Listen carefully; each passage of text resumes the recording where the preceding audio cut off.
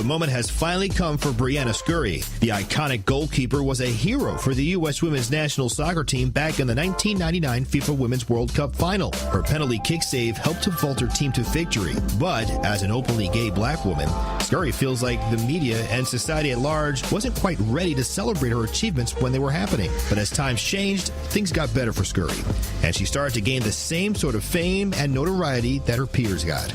Now in society, it's not taboo to be out, and it's not taboo to be a player of color either. And also the fact that I did what I did and I became, essentially an iconic person over time. Now media is appreciating me more. I have a lot more sponsorships and partnerships. Scurry recently partnered with financial services company Gainbridge as a brand ambassador. I'm Bloomberg's Justin Miller on the Black Business Beat.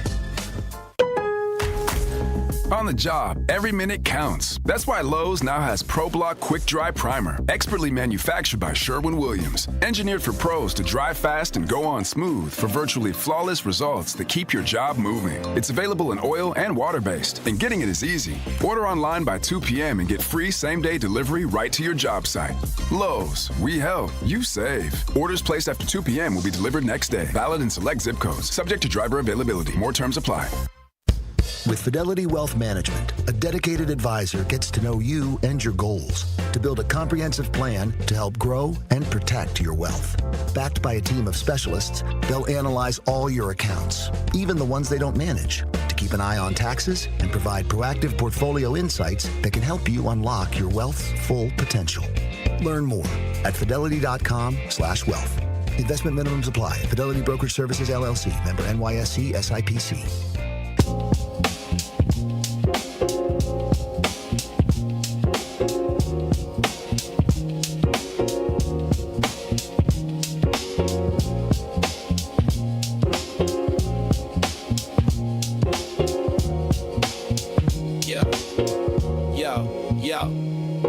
He steps to the mic with a boom, ping, ping. Wisdom sharper than a beast's fierce sting. Words like fireflies that light the night. He turns the dark into blazing bright. Boom, ping, ping, the truth takes wing. Milwaukee's voice, let the city sing. Boom, ping, ping, hear the freedom ring. Sherwin's the king, oh, the airwaves king.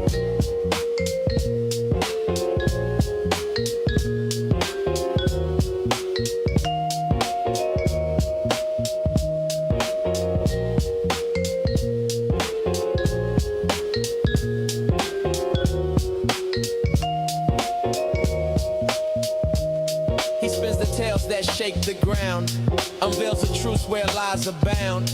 Politics, justice, social streams. He molds the chaos into dreams. No silence here, just the sound of change. Boom, ping, ping, rearrange. Boom, ping, ping, the truth takes wing. Milwaukee's voice, let the city sing. Boom, ping, ping, hear the freedom ring. Sherwin's the king, or the airwaves king. Through the static, through the noise, he amplifies the people's voice. Boom, ping, ping. Like a heartbeat's call, he's got the wisdom to break down walls. Yeah.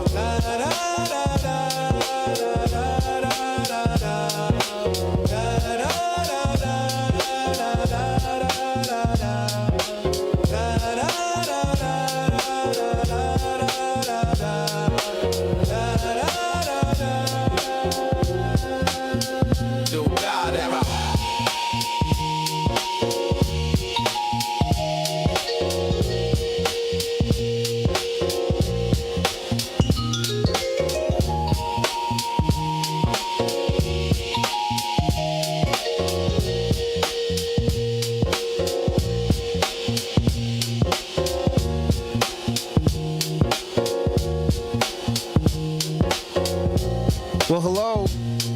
Good morning. This thing on. Today is Friday, December 5th, 2025. I'm going to try and cover all of the things that I didn't get to this week. I had a whole bunch of things I wanted to discuss. I had a very ambitious list of topics, and I wasn't able to get to a bunch of them because whatever it was we talked about this week, those topics seem to catch interest. And when there's a topic that is of interest to you all, well, we just keep going with it and we exhaust that topic. So the things that we did talk about, we talked about the governor's race. Oh, speaking of that, It's never ending. So next week, there's going to be at least one more entrance into the Wisconsin race for governor. This one came a little bit out of left field. I'm not at liberty to tell you because it all still is speculative. They may change their mind. They may decide they don't want to do it. But as of right now, there's going to be at least one more person entering into the race for governor. It's going to shake up the whole thing. So fasten your seatbelts, ladies and gentlemen. Wisconsin politics is going to be as infamous in 2026 as it has been in the previous election cycles, including those where we became a red state. I have a question for you all, as I do every day. I try and gauge and get an assessment of your sentiments on a variety of different topics. Yesterday, I asked you about your church attendance and gave a couple of different categories, and there was a bit of a shock in what the results ultimately were. There were 3 categories in our YouTube poll yesterday. Do you attend church services regularly, rarely, or never? Bunch of heathens apparently filled out that YouTube poll because the never attend church services got the highest number of votes. Today, I want to go in a little bit of a different direction. Still a social, societal question. I want to know, in the last 25 years, that's a real specific amount of time. So since the 21st century has started, we have seen so much advancement and progress, the tremendous amount of innovation. Think about what the internet was in the year 2000 compared to what it is right now with artificial intelligence essentially replacing Google. Just technology all over the place. Everything has gotten so incredibly advanced. 25 years ago seems almost like ancient times. Look at just even the cell phone technology in the last 25 years. I'd be willing to bet that a good percentage of you still had landlines in the year 2000. I know that I did. My cell phone was a rare novelty. I still had an answering machine at home. I still had a console stereo in the apartment that I had in the year 2000. So a lot of things have changed. And with all of the technological innovations, there's been some social change as well. In the last 25 years, whoever would have guessed that we'd have a black president, not elected once, but twice? Whoever would have guessed we'd have gotten Donald Trump to be taken seriously and for him to win the presidency twice in the last 25 years. But there's a question that I have that goes to the heart of all of that. In the last 25 years, do you think that America has become more racist or less racist? And this is a very, very important question because that question and how you answer it will inform how we move forward politically. I can take a couple of examples from this nascent Donald Trump 2.0 administration and look at things like the DEI rollbacks where they did eliminate people and positions. Some of them were eliminated through DOGE, that cost-cutting instrument that was installed during the early days of the Trump administration, headed up by Elon Musk. Elon Musk is no longer a part of DOGE, but DOGE, I think they just wrapped up their work fairly recently. They told us they were going to find trillions of dollars in savings. They didn't come anywhere close to them. But they eliminated anything that could be related to diversity, equity, and inclusion because, well, that's not fair to white people. Because whenever you talk about diversity, equity, and inclusion, there are some people that have a very narrow view of that. Their narrow view of that is, well, you got to hire the black person or the Asian person or the Latino person because blah, blah, blah, blah, blah, discrimination. Well, if you're a white person, you'd get very upset at that.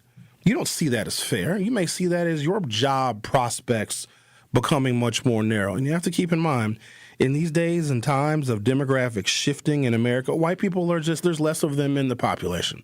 And there's also some tremendous concern, not just for their economic viability, but the economic viability of their children and their future generations.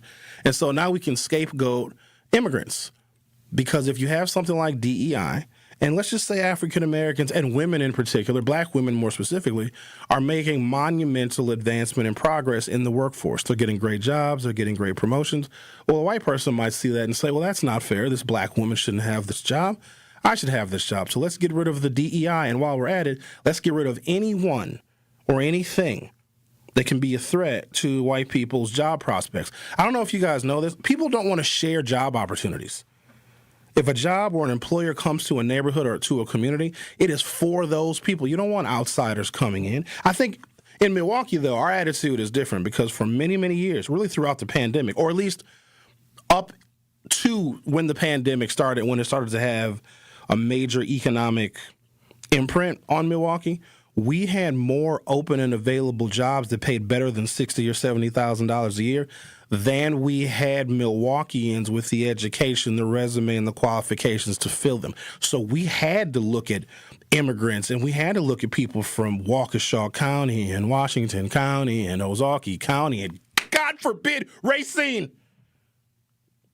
I think that people from Racine need to have special license plates so that the Milwaukee Police Department know when a Racine person is in Milwaukee and will racially profile them, will racinally profile them.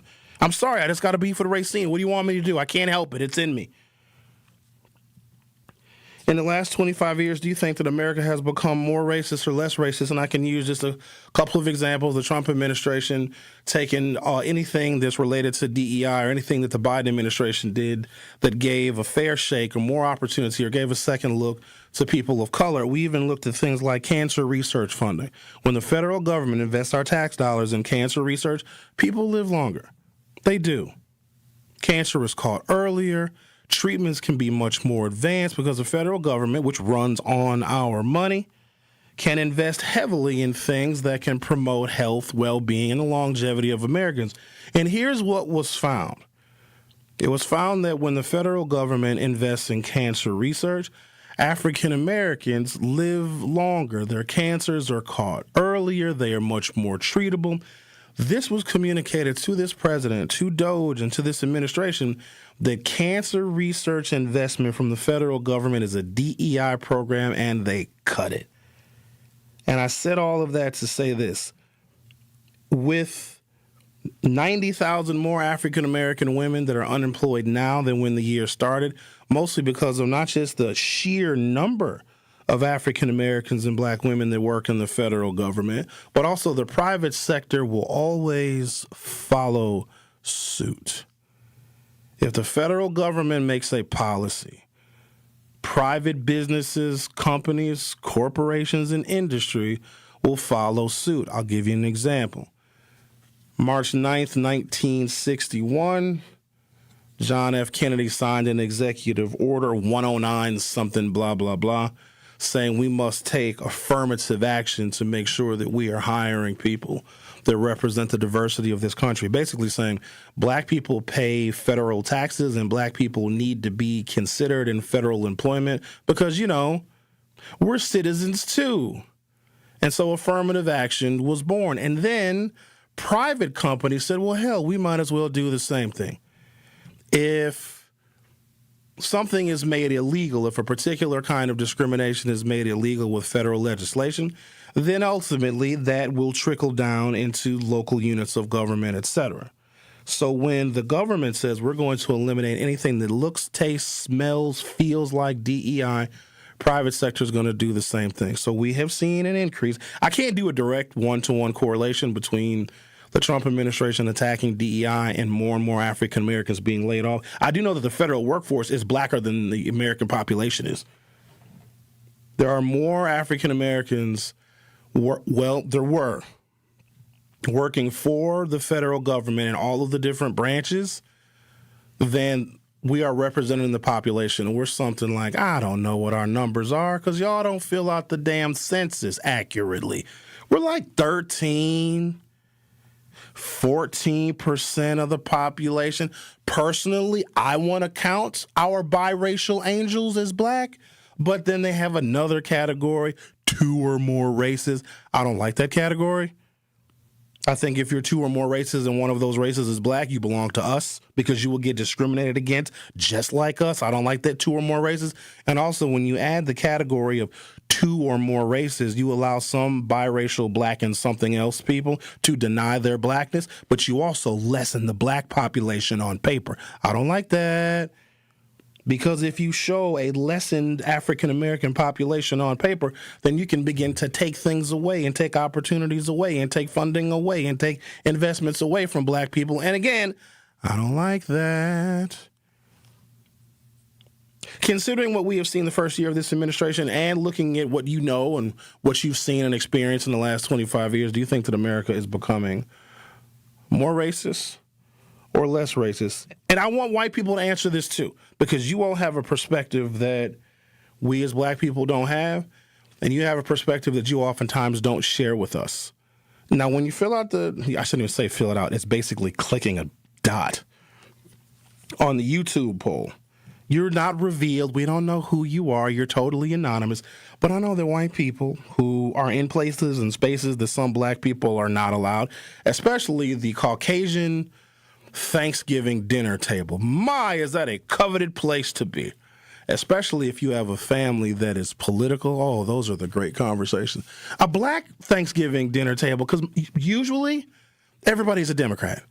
Everybody's going to be lamenting about Trump and talking about Kamala Harris. But some white families, you got libertarians. I don't know a black libertarian. White people be libertarians, democratic socialists, conservative Republicans, moderate Republicans, evangelical Republicans, liberals, classic liberals, Democrats. The white people they run the gamut, you see.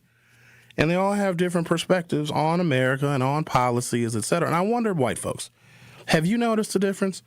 Have you noticed an uptick maybe in not just racial violence? I'm still trying to figure out why every so often, like, I don't know, once a week, they just find a black man hanging. Just hanging. Oh, it's suicide. There's one. Do you guys hear about the most recent one? I'm not delving into it until more information is released. I think the family has called for an independent autopsy. They just found an African-American man just hanging from a tree on a golf course. How to get there, we don't know. There's no cameras. Nobody saw him arrive. Where's his vehicle? If you're driving to a golf course, how you get into the golf course to hang yourself? There was no car found. It was very unusual. So considering all of these things, some of it is random, some of it is anecdotal, some of it is systemic and institutional. Do you believe that racism has gotten better or worse over the last 25 years? So I don't want to taint the poll, but here's what I think. And I've been standing on this one particular sentiment pretty strongly for the last probably 10 years. The more we advance as black people, particularly in academia, when we start graduating from college and getting professional degrees, and running companies, and getting hired and promoted and reaching professional heights our ancestors could only dream about. Better than that, black people right now are doing things that didn't even exist in the wildest imaginations of our ancestors. It really is beautiful. But here's what I see. The better we get, the more racist they become. It's not, if we work hard, if we subscribe to the bootstraps theory, or if you work really, really hard, and black people work hard. I don't want anyone to think that we don't. Sometimes we work hard just for working hard's sake. But we have, I think, internalized this thing, okay, we're born black, we're born with some disadvantages. People are going to discriminate against us. They're going to judge us. They're going to stereotype us. It all comes with the territory. But I think we believe if we just work really hard and we're really good and we don't get in trouble, if we follow the rules, all the rules. Remember, they set the rules. If they set the rules for society, it's also a trap. So please keep that in mind. So to be black is to break the rules when we see fit, because you can't live entirely in a rule system created by people that hate you. So the better we get and the more like experience we get and the better, we are in the world of employment, we get these great jobs, we think that white people will become less racist. They'll say, oh, look at these blacks that have excelled. See there, look at that. We're not going to hate them anymore. It is the opposite. If you believe that racism in this country has gotten worse in the last 25 years, and I am a person that firmly believes that, it's different. It's much more covert now. It's more sinister, but it exists. and it's never going to go away. But I think there's a direct correlation between the better we do, the more we advance, the more racist they become. When we weren't a threat, especially politically, when we weren't really running for office and winning political seats, nobody even really cared about race. We were more focused on the Soviet Union and their brand of communism back in the 70s and the 80s when black people weren't really a threat. But now, I think that technological advancement has probably helped African Americans more than anybody else because we are more digitally connected than anybody else, and we can use technology to advance our own interests outside of a paradigm that they created for us. So I'll go to YouTube and answer the poll. We'll take a break, come back. Got some things I want to share with you, especially the voting age population of African Americans. Going to talk about that. And then also, there was a redistricting battle, even though it wasn't much of a battle, where Texas was essentially taking African American and Latino representation in Congress, thinning it out, redrawing the maps, and creating more conservative Republican districts in order for Donald Trump to maintain his congressional majority in the House. Well, the Supreme Court just ruled on those Texas maps, and I definitely want to talk about that because that's going to have implications in 2026 and beyond. So please stay tuned. We have many things to discuss on The Truth with Sherwin Hughes, exclusively on 101.7 FM. Don't go anywhere. I'll be back shortly.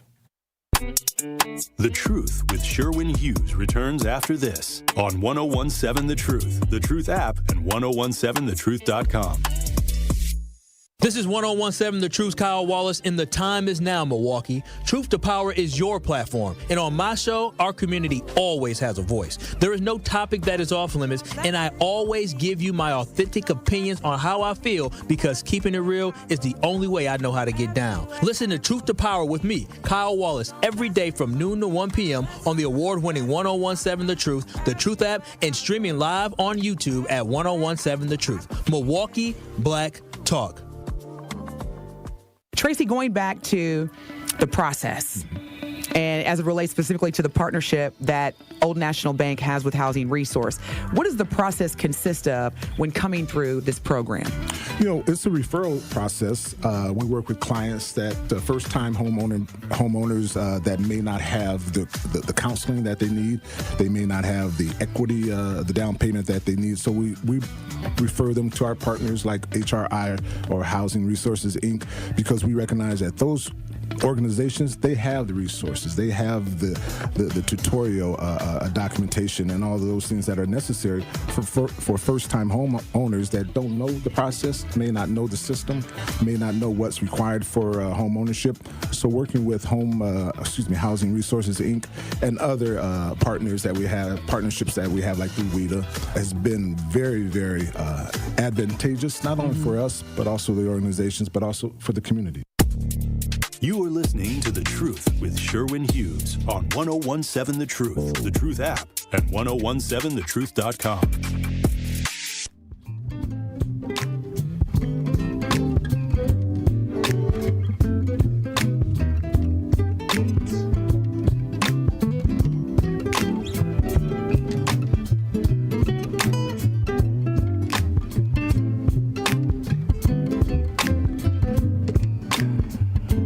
Come to find out that people of color make up a third of eligible U.S. voters, but only cast about 22% of ballots. Now, I want to do a little clarification here.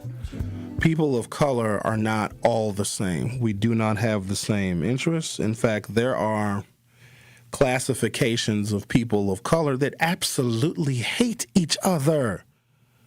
But we do this, we lump people together. Now, you would think, on its face, on the surface, that quote-unquote people of color, people that can be discriminated against based on race or ethnicity or I don't know what it is, whatever. Really, it's all just stupid. It's a way to classify people so you can decide who is and who is not going to get funded and resourced and who is not in the in group. People of color don't have universal agreement on policy. Just like the L's and the G's and the B's and the T's and the Q's and there's a plus, category for anyone we may have forgotten. Those of us that are, let me get it right now, heterosexual, heteronormative, cisgender, biological. I'm a man that does man stuff that likes women. Heteronormative, heterosexual, cisgender, biological male. Remember back when I was just a guy? Remember? So people like me, heterosexual, heteronormative, boy, man, fella, dude, cisgender, and straight, think that the L's and the B's and the G's and the Q's and the pluses are all the same. They're not. The T's don't like the B's, and the G's and the B's and the T's and the Q's are just, they're queer. Right? So we lump all these people of color together. Not knowing, understanding, or appreciating that quote-unquote people of color have different political interests, but they also can be discriminated against. And so we titled the show The Lost Battle for Justice, because let me just take African-American black people, because I like black people a lot, because I've been one. It's pretty cool, actually. All in all, being black is actually really good. We sometimes, we pretend like it isn't. Oh, we love it. We did a YouTube poll a few months ago where I asked people blatantly, do you like being black, or what would you give being black on a scale of 9 to 10? Most black people gave it like a 9 or higher, and if they gave it less than a 9, it was because of something that happened to another black person. It's like, oh, I'm going to give being black a 7. I'd ask them why. Well, because the black person got killed by the police in Oregon. I was like, oh, okay. Do you know them? Well, no. Do you know their family? Have you ever been to Oregon? No, I couldn't even find it on a map. So when we have to look at detractors from being black, we look at what has happened to other black people that we don't even know, but it is what it is. So we don't mind being black. But if we still face discrimination, and we do, because it comes along with it. It's almost like you're born prepared for it. But you're also born to outthink people that are ignorant, because I don't know if folks quite grasp how ignorant racism and bigotry is, and you can manipulate somebody based on all the things that they don't know about you. There's an advantage that we have as black people that I don't think we use sufficiently. We still think that if we work really hard and we just like fit in whatever, the white people will love us more. No, they're going to want to separate even more severely from us. But we know everything about them. Everything. Their histories. How they created this nation, the rules, the laws, the constitutions, their midnight rides of their Paul Reveres and their Boston Tea Parties. We know the intimate, foul details of even their incest, going back to the, Europe and kings and queens. We know all of it about them. We know their history. They don't know ours. And because they don't know ours, they can certainly be bigoted and racist and discriminatory and certainly jealous. But the fact that we know more about them than they know about us should be used to our advantage. And I think to some extent we do. But if we continue to advance and get better as black people, and I think that we are, and things like the prison population is now starting to go down with the legalization of marijuana, the number of African Americans in the prison system is as low as it's been in 20 years.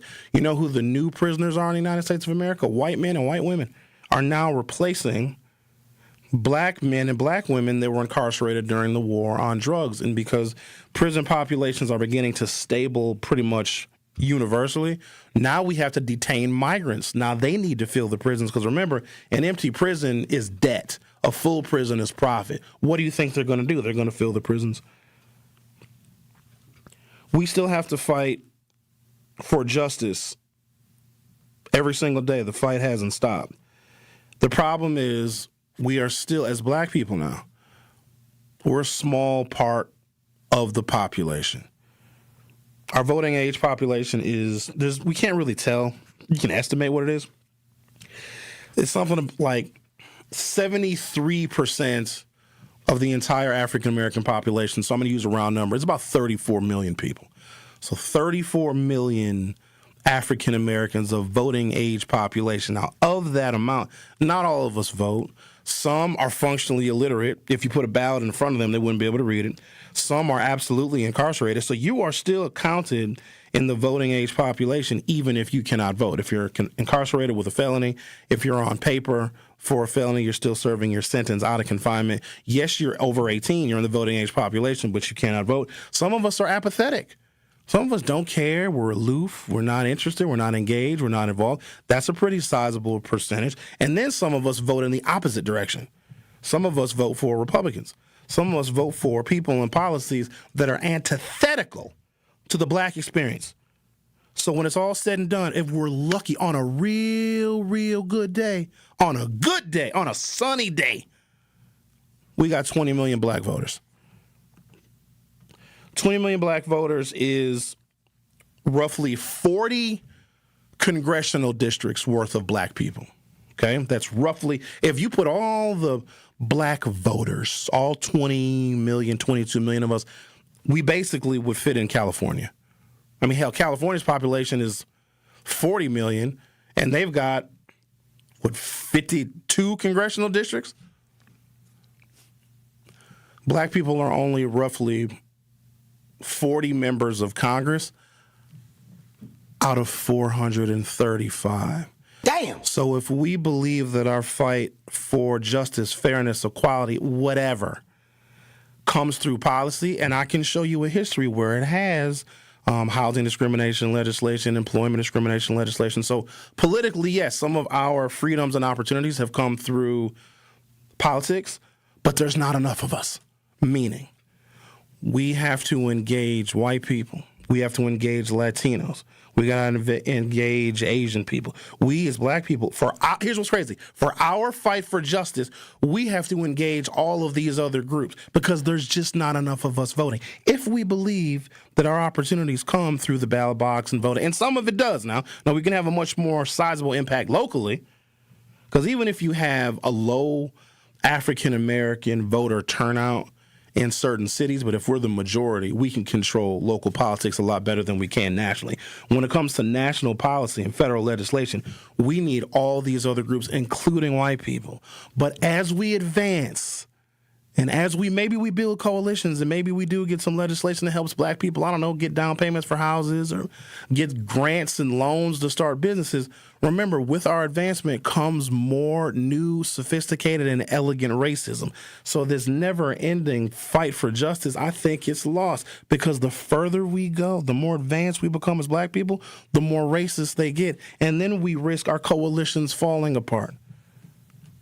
The number of white people that voted for Trump because they want to protect the sanctity of their community, their neighborhood, their job security is frightening to me. There's no way that after 2 terms of Obama, Donald Trump should come back, but he did, and we have to understand what that means. They are now going into protection mode, and when they go into protection mode, we are on the chopping block. I want to talk more about this on the other side and get into the Supreme Court ruling on the Texas redistricting, which is, they're just throwing it in our faces now. Throwing in our faces that you, black people in Texas, you don't even deserve the members of Congress that you have. You don't even deserve to have your interests represented by people that you vote for. So we're going to give you less members of Congress so your voices in Congress become quieter. The Truth with Sherwin Hughes on 101.7 FM. We'll be right back. The Truth with Sherwin Hughes returns after this on 101.7 The Truth app, and 1017thetruth.com. Your benefits? Competitive. And you've built a culture so healthy, it's practically kombucha. Also, you can recruit the best. Building the strong workforce your company needs? That's worth working for. And here is how you get there. Here at MATC, where skills get built, best practices get hands-on practice, and industry-led programs equip candidates for their first day. Going up. By graduation day. Here's to turning real up-and-comers into your next hires. Here's how you get there. Here at MATC. Life's better with American Family Insurance, because we know you love working weekends. If it means working on your dream home, both inside and out. And we're here to help protect those dreams so you can enjoy peace of mind. Save up to 40% when you bundle home and auto. American Family Insurance. Get a quote and find an agent at amfam.com. Products not available in every state. Some exclusions apply. American Family Mutual Insurance Company SI and its operating company 6000 American Parkway, Madison, Wisconsin. This is your Versity Blood Center of Wisconsin Community Impact Moment on 101.7 The Truth. What was the life change? You know, we all know it happened and we know things happen and you have bad kidneys, but what was the life change afterwards? A couple things. Before they even allow you to get on the list, they make you go through a battery of tests. And, you know, a lot of people don't qualify because they're overweight or they have high blood pressure or high cholesterol. So all those things are requirements before you can even get approved to be on the list. So I had... Wait, you got to be approved to be on the list? Absolutely. Wow. It's interesting. There's a professional athlete or former professional athlete I know right now that has kidney disease and he's on dialysis and he wants to get on the list and he's not accepting all the things you have to do, you know, to get on the list. But yeah, so for me, I spent 30 years in the automobile industry. You know, that's 12, 14-hour days, eating whatever somebody brings you to eat, whatever you run out and grab, McDonald's, whatever. It was never salads and, you know. Yeah, but that was a choice, right? It was a choice. Yeah. But I had to change all of that to even qualify to be on the list. I had to get down to the weight I had to be at. I had to get my phosphorus under control, my potassium under control. Wait a minute, even though somebody said they would give you a kidney, absolutely, you had to still make yourself eligible? Absolutely. Nah, that's okay. When I mentioned the athlete, his relative actually died, and they wanted to take his organs, and they couldn't because he wasn't qualified. He wasn't on the list. Wow. Yeah, you have to be. So there are over 100,000 people on that waiting list. So they are very serious. And how many donors do we have? And that's the problem. We don't have nearly enough donors. Wow. And that's why it's such a critical need. But they are serious about who they're giving that gift of life to because there are so many people who are literally dying waiting for it. To make an impact by donating blood in your community, visit versity.org today. You are listening to The Truth with Sherwin Hughes on 101.7 The Truth, The Truth app, and 101.7thetruth.com.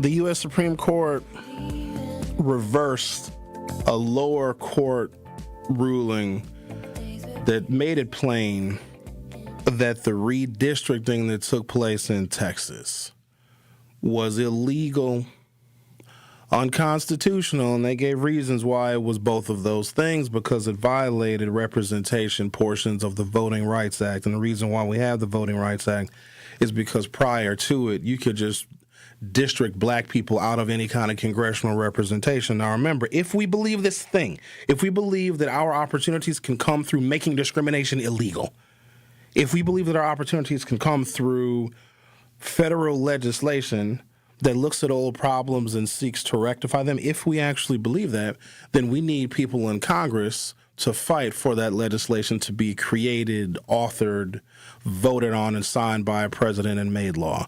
But if you have less members of Congress, then the likelihood of getting that legislation that's going to address old institutional and structural issues will rarely come to light.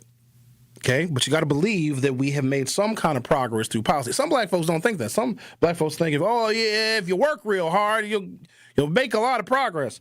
Maybe individually, but if your community and those that look like you and are judged like you are not advancing, well, how far are you really going to go? You know what I mean?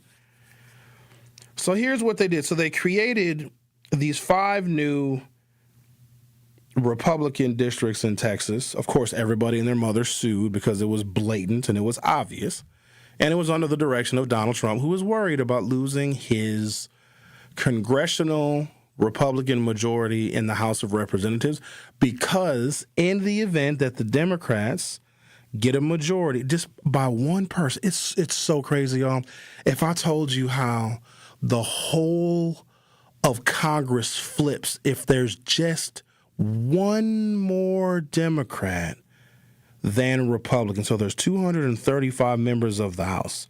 If there are 218 Democrats and 217 Democrats, Democrats control every single committee. They determine who was the chair, who was the vice chair, who was the ranking member. With 218 Democrats, they determine what legislation gets heard, what gets created, what gets voted on. They determine everything. They determine every single investigation. They determine not just if Trump is going to get impeached, how they're going to impeach him, what the articles of impeachment are going to look like. Not to mention they can investigate the Department of Justice, the Department of Defense with a single seat. Trump worried about that. Right now he only got a 3-seat majority. Remember, Marjorie Taylor Greene is stepping down on January 5, 2026. So when we come back from the new year, Marjorie Taylor Greene is resigning. You know what I think I might do? I got an idea. See if I can get Good Karma Brands to pay for it. I want to, huh? Uh-oh. Don't uh-oh me. Let me get my idea out. You might like this idea. Maybe you come with me, Ricky. Well, hear me out. Okay, what you got? Marjorie Taylor Greene, she's going to resign.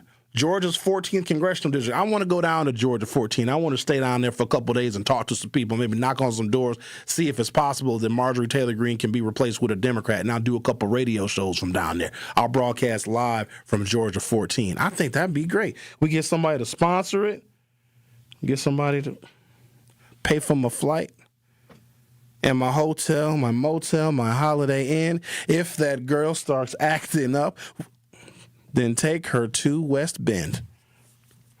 If Donald Trump loses his majority, he's in a world of hurt because he's done real bad stuff. Real bad. Like, he's been real bad this time. He was bad the first term. He's been real naughty the second term.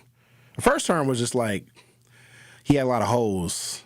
You know what I mean? Like, he was paying prostitutes and, like, you know what I mean? It was just like hoe stuff. Now, he's doing like real illegal bad things. They're killing people off the coast of Venezuela. Oh, real bad things are happening right now. So Trump was like, I need more Republicans.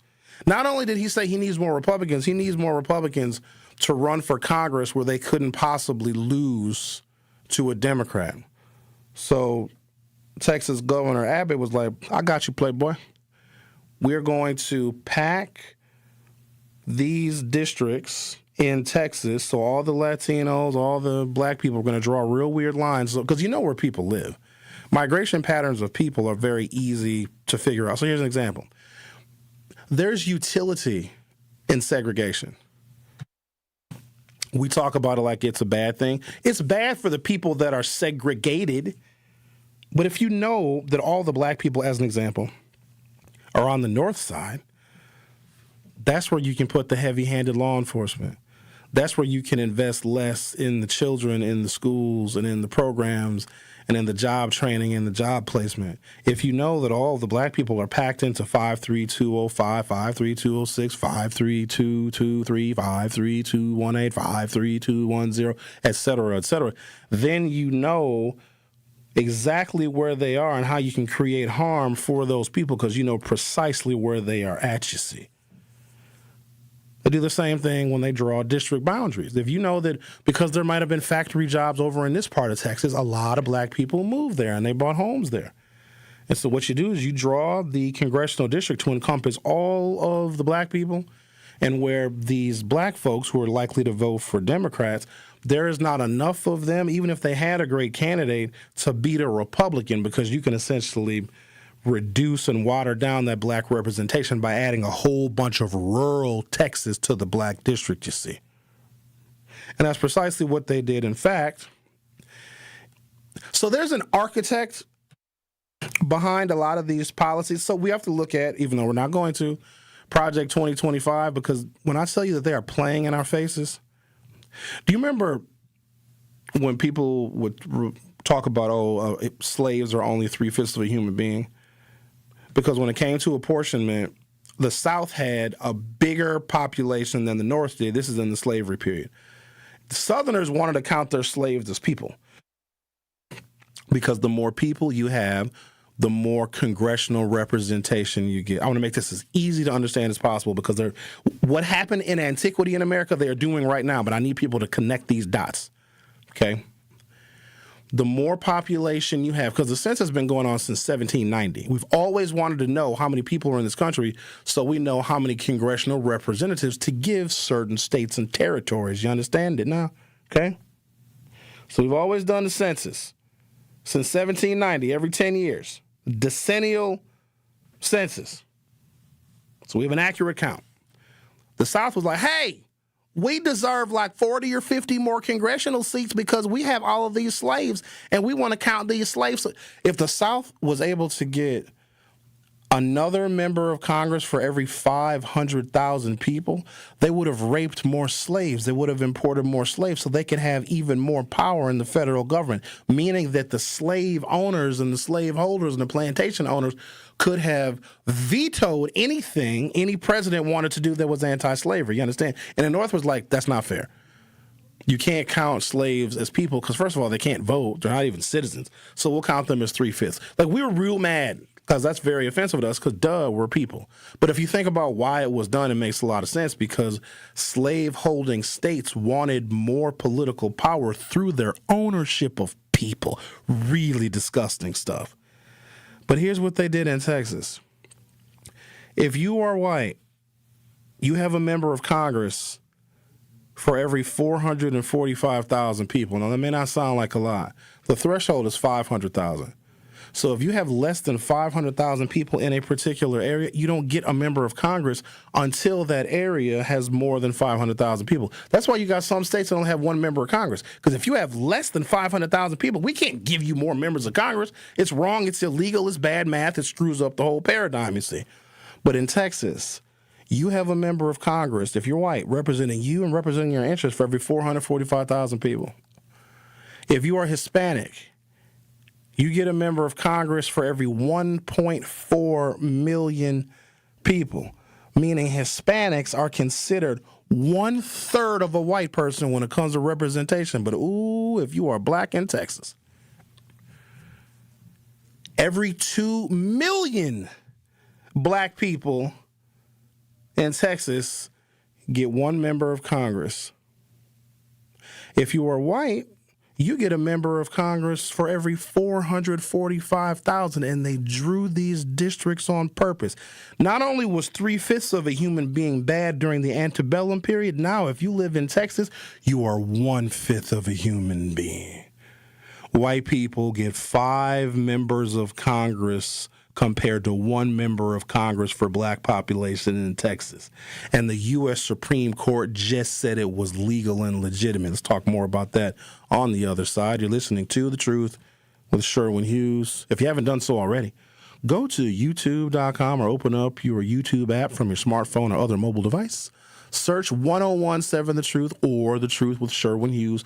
Pick your poison. Hit subscribe and then vote in our YouTube poll, because I'm trying to see something. I'm trying to figure out if you guys think that America has gotten more racist or less racist over the last 25 years. It's a simple yes or no question in our YouTube chat. Don't go anywhere. I'll be right back.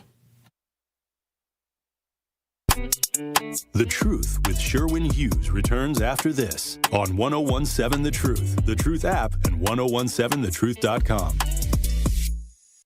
Hey, think you're the ultimate trivia champ? Well, prove it against us, your favorite WTMJ host. It's free to play. All we ask is bring a new unwrapped toy to benefit Capco's Kids to Kids Toy Drive. Or you can donate at WTMJ.com. Just text TOY to the WTMJ talk and text line. 855-616-1620. Grab your friends. Test your smarts. All while helping a great cause. It's the WTMJ Trivia Challenge, coming to a place near you. Check out the schedule of where we will be at WTMJ.com. Ho, ho, ho, my back. Santa? Ho, ho, ho, Gina Della from Pella. You've been a good girl this year. Is that why you're in here building new windows? Yes. Next year, how about just asking for a Pella gift card? My elves are used to designing windows from other places where they're all pretty much the same. But Pella? Ho, ho, ho. So many customizations and designs. My elves aren't qualified, so Santa has to put in some overtime. Ho, Let me make a call. BRB.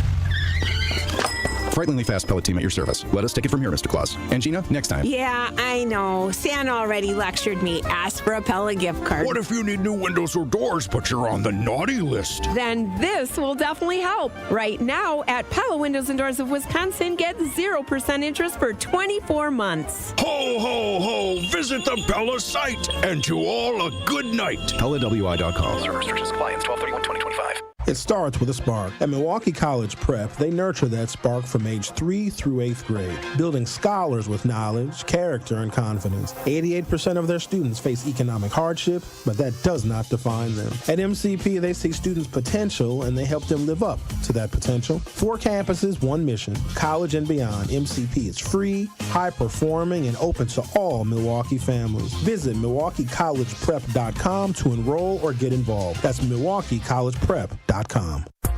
Ready to buy your first house, move into your forever home, or simply refinance? At Associated Bank, they've got you. With the right lending plan and guidance, you can achieve your dreams.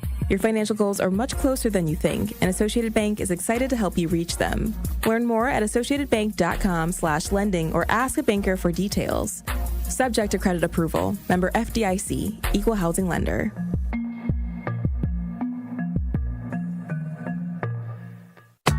When you're high, you feel different. Pretty obvious, right? You think different, talk different, but if you feel different, you drive different. So if you're high, just don't drive. Brought to you by NHTSA and the Ad Council. Happy kids heal faster, and that's why Starlight is dedicated to improving the mental well-being of sick kids across the U.S. Learn how at starlight.org. Hurt by a truck? Call Gruberg offices. One call, that's all. You are listening to The Truth with Sherwin Hughes on 1017 The Truth, The Truth app, and 1017thetruth.com.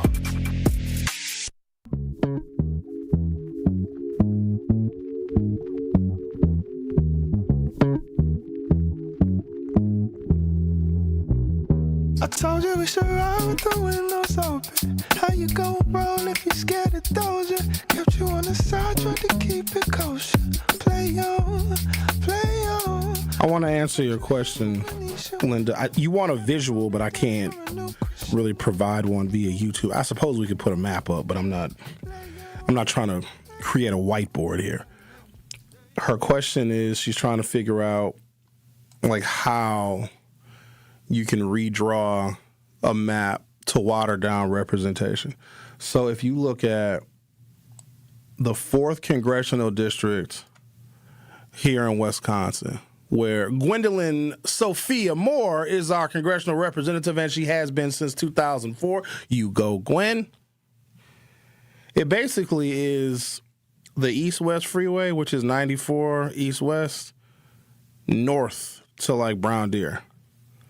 Right? So basically the north side and the North Shore suburbs, which encompasses a really large portion, almost all, probably 80% of the African-American community, right?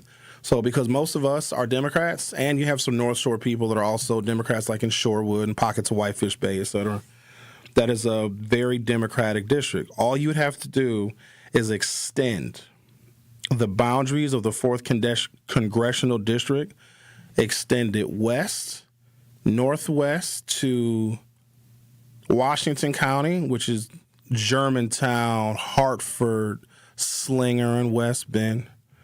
You could extend it into Waukesha County, where it would encompass places like Eagle and the city of Waukesha and Sussex, Menominee Falls, and Merton. And what will happen is the African Americans and the Democrats that currently voted Congresswoman Gwen Moore in office would be diluted if you added those conservative voters from, and let's extend the district north a little bit. You literally will draw the map to encompass Ozaukee County and Mequon. A lot of those are conservative voters. Thiensville, you would put that in the 4th Congressional District. Remember I said a little while ago you would extend it into Washington County, where you would have West Bend, very conservative. Germantown, also very conservative. Newburgh, very conservative. You'd extend it even into Dodge County a little bit, where you'd have places like Mayville and Kewaskum in the 4th Congressional District, meaning even when all of the Democrats that voted to elect Congresswoman Gwen Moore, you would include so many more Republican voters by extending the boundaries of the districts into those surrounding counties. And here's what's crazy. If you looked at that newly redrawn map, it would look insane. It would look like a little kid with a crayon just did some random scribbles. That's what they do.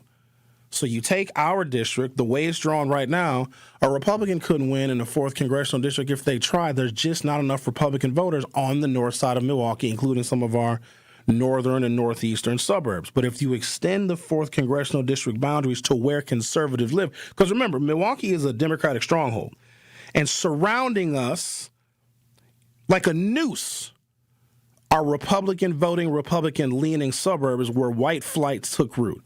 The reason why the suburbs look the way they do is because those white folks used to live in Milwaukee when Milwaukee was industrial and manufacturing and making beer. But as more of us came up here, black folks, to get those same jobs, white folks moved further out. And they vote Republican.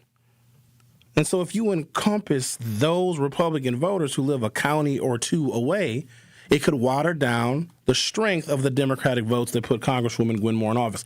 That's what they did in Texas, but they did it on steroids. And here's what the Supreme Court said, because the lower court was like, oh, yeah, this is racist, this is illegal, it's unconstitutional, and here's what it violated in the Voting Rights Act.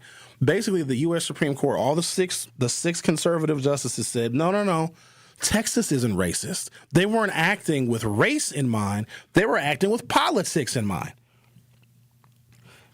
Meaning, the U.S. Supreme Court allowed the Texas governor and the Texas legislature to create more Republican districts because they're Republicans, and Republicans, obviously, for the longevity of their party, want to create more Republican districts. They did not allow, this is very important, this precedent is going to echo through history, and I want you to know about it, because it's going to come get us at some point. The Supreme Court is no longer looking at race as a factor, in racial discrimination. They're going to allow those who are doing the harm, who are instituting the harm, to use any other excuse except for race. So when it comes to racial discrimination, no, nothing to see here. It's not racial discrimination. It's just politics. The Truth with Sherwin Hughes will be back for hour 2. The Truth with Sherwin Hughes returns after this on 1017 The Truth, The Truth app, and 1017thetruth.com. On Saturday night, the Milwaukee Panthers return home to take on the Robert Morris Colonials. Aguilar high on the right side. Defended tightly by Lawson. Takes him off the dribble. Gets inside. Left hand leaner. A scoop for Amar Aguilar. Dixon across the timeline with 2.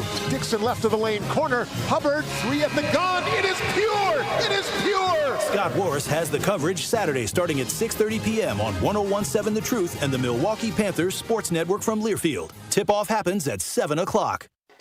Tune into The Truth this Saturday at 11:30 a.m. for another episode of 4 Together for Kids presented by City 4 Collective and hosted by myself, Kyle Walls, and Celeste Morgan Jr., Executive Director at City 4 Collective. We'll be joined by Dr. Kadeem Ruiz of Rocket Ship Schools and Patrick Landry of Notre Dame Schools in Milwaukee, where they will provide first-hand insight into what's working in their schools. Again, that is 4 Together for Kids this Saturday at 11:30 a.m. and Sunday at 2:30 p.m. on 1017 The Truth.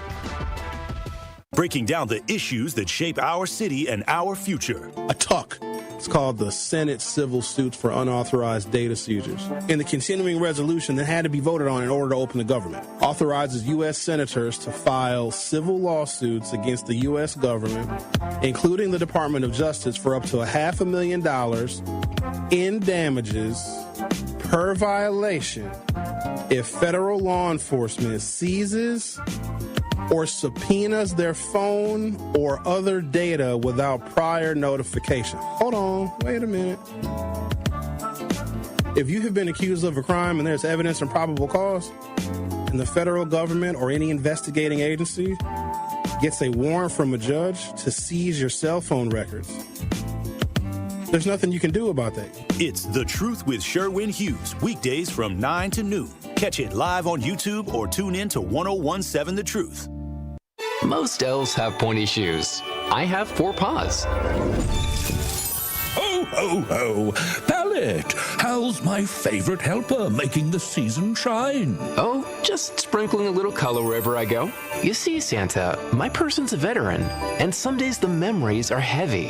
When her skies turn gray, I help fill her heart with shades of hope, the purple of laughter, the blue of courage, and the happy hue of joy. Sounds like you're painting the world brighter. That's right, Santa. I'm more than her service dog. I'm her living paintbrush. With every swoosh of my tail, I add a stroke of cheer to her canvas. With every longing gaze, I brush love on the picture we're creating together. A masterpiece, wrapped in warmth and tied with a bow. Now that's a gift you can't put under a tree. This season, help paint the picture. Learn more at dogsinc.org. Oh, Truth Nation, stand up and tap in. This is 1017 FM, 1510 AM WGKB Waukesha and W269DL Milwaukee, a locally owned Good Karma brand station. You are listening to The Truth with Sherwin Hughes on 1017 The Truth app, and 1017thetruth.com.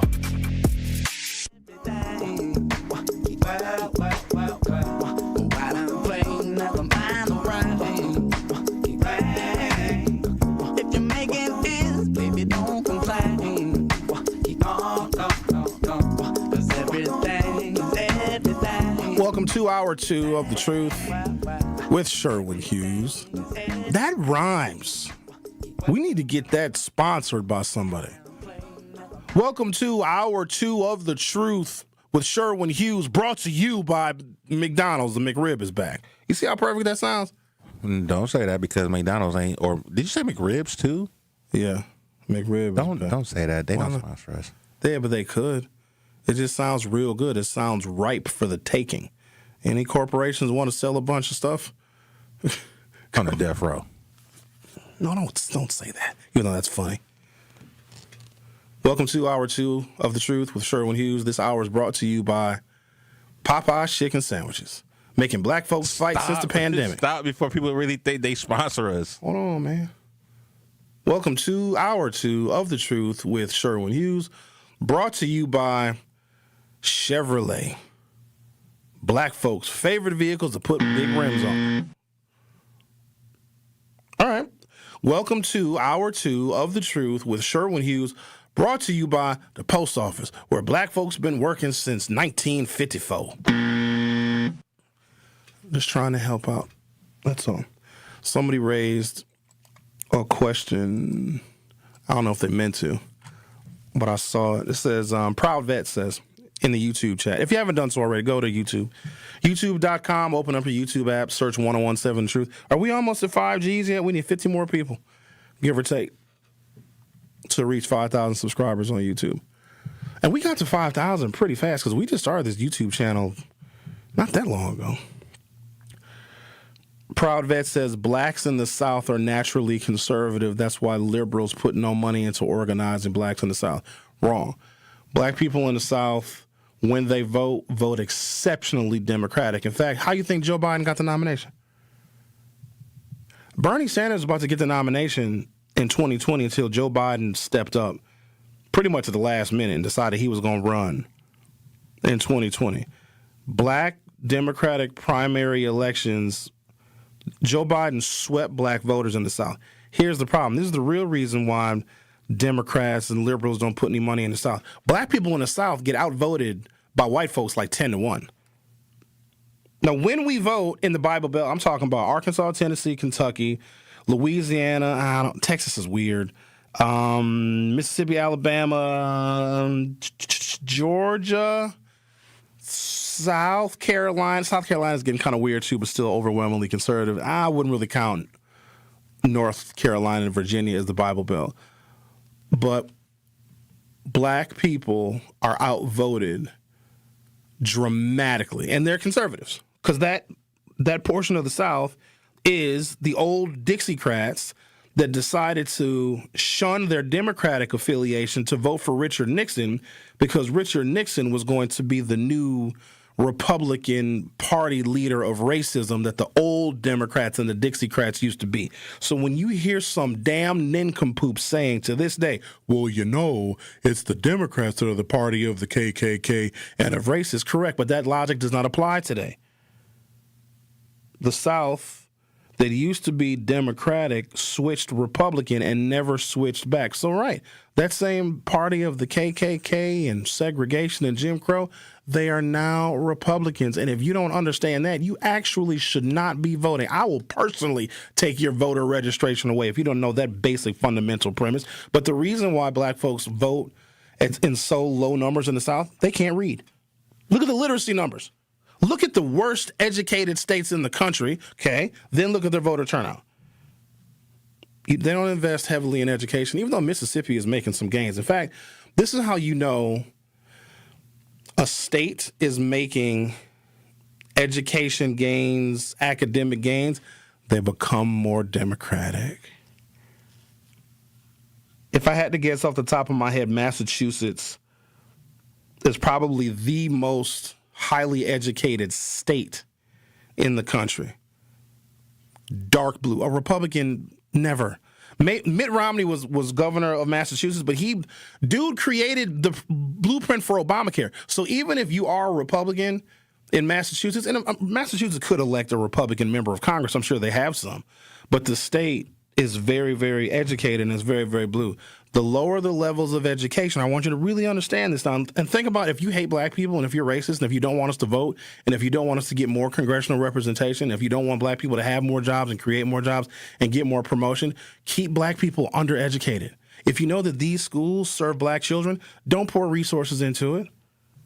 It's really, really simple. But for some reason, we think that, no, they wouldn't do that to us. Yes, they will. Like, what more do you need to see about how sinister this country is when it comes to us? And here's the thing. They're showing us what they're willing to do to other people. Because I look at what they're doing to Latinos and Hispanics and just sweeping them up off the street. And I'm like, wow, that's awful. They were doing the same thing to us. You ain't never seen 12 Years a Slave? My man was free. He was up north playing his fiddle, just kicking it. What a man name is? Solomon. 12 Years a Slave was a movie I could only see once. That movie hurt me so bad. I was hurt by that movie. My man went down south to play his fiddle. Diddly, diddly, diddle, diddle, diddle, diddle. They just snatched him up. They just grabbed him. They're like, here, you coming with us. He's like, no, I'm from the north. I'm just down here playing my fiddle. Diddly, diddly, diddly, diddly, diddly. They're like, nah, you finna be a slave. I want you to just think about that for a second. I think a lot of us kind of block that out. Like, we pretend like it didn't happen. You could be free, but traveling to a slave state, and they can put you in slavery. What are you going to do? Think about it. What are you going to do? Call your lawyer? What are you going to do? Have someone come rescue you? No. So this country is sinister.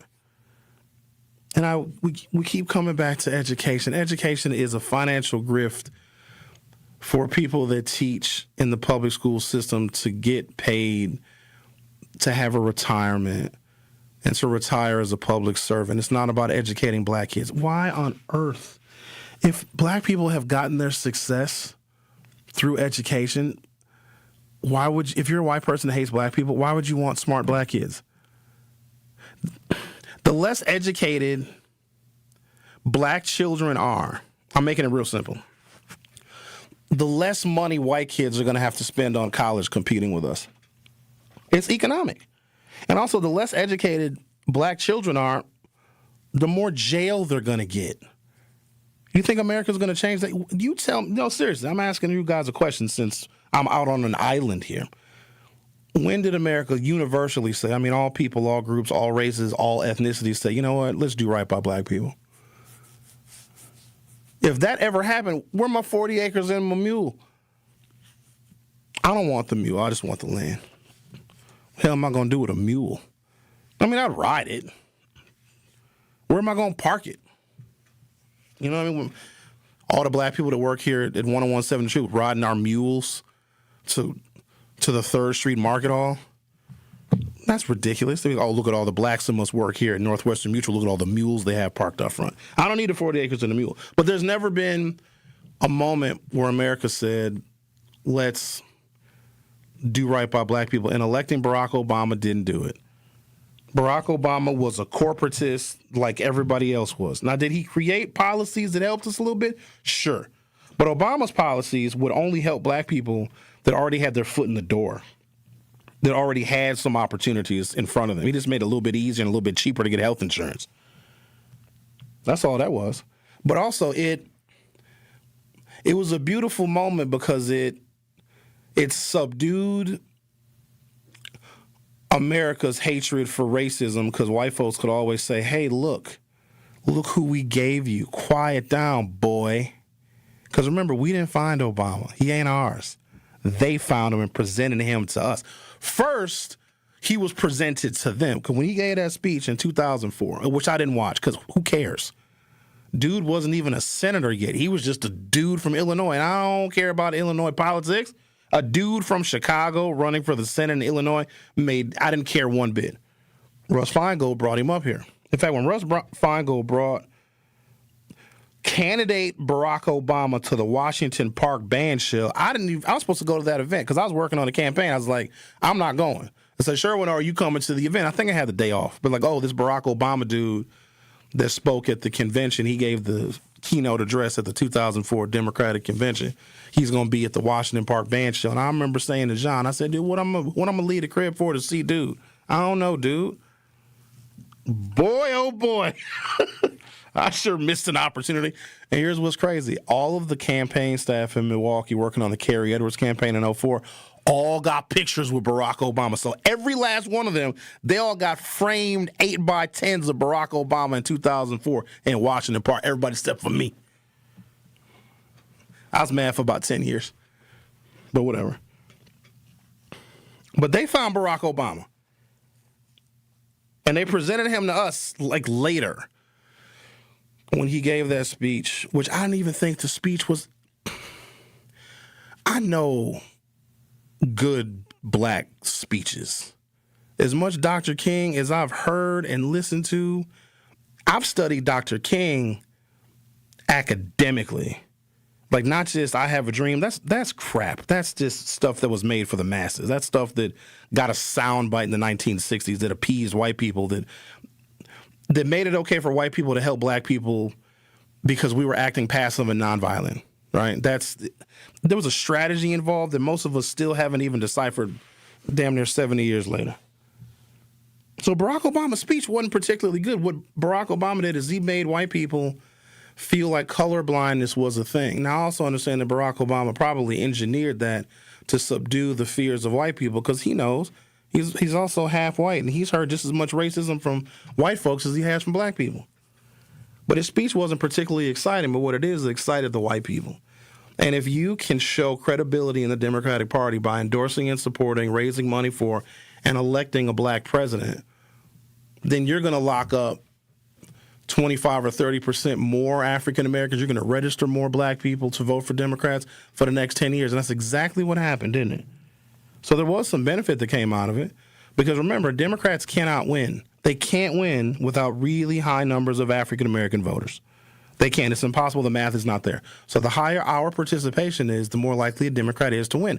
And that's just very simple. So the Democrats were like, we got to do something that can lock up African-American voters and register more black voters for the next decade or two to where we can outreach to them less. Because if you come into a black community, let's say you go to Cleveland, you go to Shaker Heights, or let's say you go to Wayne County, you go somewhere near 8 Mile in Detroit, or you go somewhere in Lexington, Kentucky, right? You're in a black neighborhood. And if you listen to what black folks need policy-wise, they need more money for education, for health care, for infrastructure, for jobs, job training, job placement. That's a lot. Black folks will take your whole political agenda and we still won't be satisfied. So what you do is you find a black candidate, you endorse them, they win. Kamala Harris would have did the same thing. Black women would have been, there's some black women that don't vote. Now, a lot of them do, but there's some that don't. Kamala Harris becomes president, you would have black women voting for Democrats until they died. Because that now is the party that elected someone that is like them, essentially. But it also means that Democrats can ignore black people and outreach less because they can ride on the fact that, well, we gave you Kamala Harris. Isn't that good enough for you? Because our policy agendas are They're big, and if we believe that, I'm going to check the poll in a second, if we believe that racism has gotten more severe over the last 25 years, then the policy needs of black people is going to grow even higher. But here's the problem. White people are losing population too. So their policy needs, as they become minorities need a lot of policy because they can get cheated and they can get discriminated against because there's not enough of them to have their population represent real political change. So as you become a minority, if you're in the minority, I mean, just look at the Democrats in the House of Representatives. They can't do diddly squat. They can't do anything. They're in the minority. A people, a community, a race of people, an ethnicity in the minority can't do diddly squat. See what I mean, jelly beans? Hope I answered some questions in that. The Supreme Court's revived Texas's congressional map that sparked mid-decade redistricting wars by adding up to 5 Republican pickup opportunities, paving the way for it to be used in the midterm elections as, of course, litigation continues.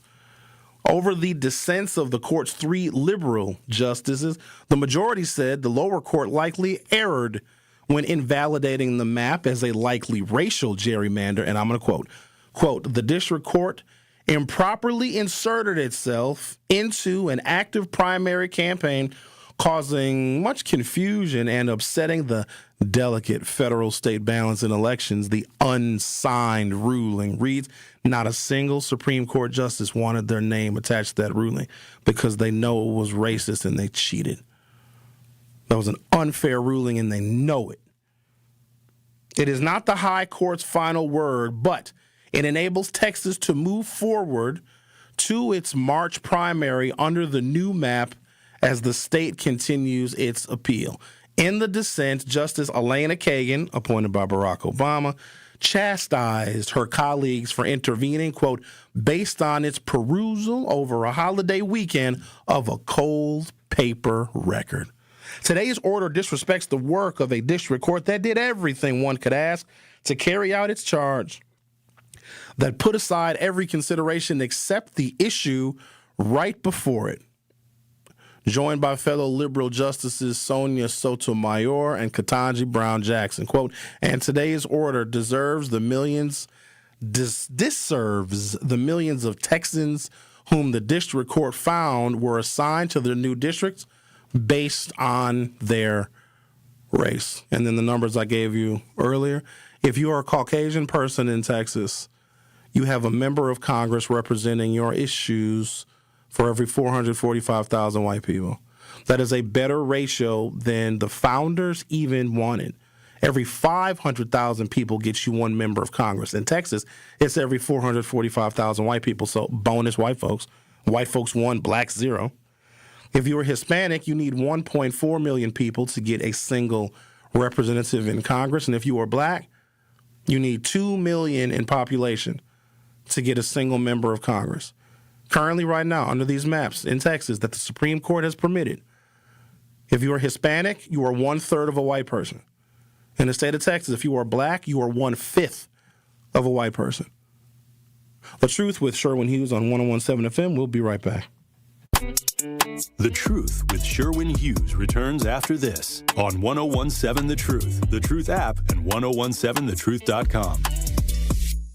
This season, the Bucks are going for it all. A game winner for the Greek Freak. Go inside the team's pursuit of a championship on Locked In, the new season of the Behind the Bucks podcast, narrated by Bucks legend Marcus Johnson. Hear from the team stars on why they think they can make history. It's all on Behind the Bucks on the Bucks Plus audio network. Behind the Bucks is presented by Gallagher, your trusted insurance broker, and HR and benefits consultant. Available now on bucks.com/plus, the Bucks app, the new ESPN Wisconsin app, and wherever you get podcasts. Hey, Truth Nation, it's your girl DT from The Truth Unfiltered with DT and Dr. Ken Harris. Now listen, at a critical time, through the Empowerment Small Business Loan Program, Old National Bank provided the resources I needed to sustain my business. Now the process had its challenges, but I was supported, and it was also an invaluable learning experience for future ventures. I am so grateful for the support that helped my business thrive. Old National Bank, member FDIC, equal housing lender, all loans subject to approval. Gruber Law Offices. One call, that's all. They treated me like family. They're actually people that you can depend on. They made me feel seen. They really treated me like I was a part of their family, a part of their team. They ask how you're doing, how you're feeling. They're just so welcoming and so sweet and kind. It's like family, caring about another member of the family. If you've been injured, it costs you nothing to see if Gruber Law Offices can help. Life's better with Drive My Way from American Family Insurance, because we know it's more than just a car. It's your escape pod, your adventure mobile, your memory maker. And we help protect the dreams that drive you. Personalize what you pay for auto insurance and you could save between 5 and 20%. American Family Insurance. Get a quote and find an agent at amfam.com. Products not available in every state. Unsafe driving behaviors may increase your rate. Visit amfam.com to learn more. American Family Mutual Insurance Company, SI, and its operating company, 6000 American Parkway, Madison, Wisconsin. This is Sherwin Hughes from 1017 The Truth for Axe Housing. Are you tired of paying a landlord rent when you should be paying yourself? Do you want to leave a financial legacy, or would you like to have a stable place to call home? Well, it's time for you to start on the path to owning your own home instead of renting. You can work with an Axe Housing coach, and they will teach you how home ownership can be a reality. Axe Housing has helped over 4,000 families in our neighborhoods. Many times your mortgage will be a lot less than what you're paying for rent. As an average Axe family who has been helped pays around $900 per month. No matter what barriers you think you're facing, Axe Housing coaches can assist you right now. An Axe Housing coach will help you create and stick to a plan and a budget and get you ready for home ownership.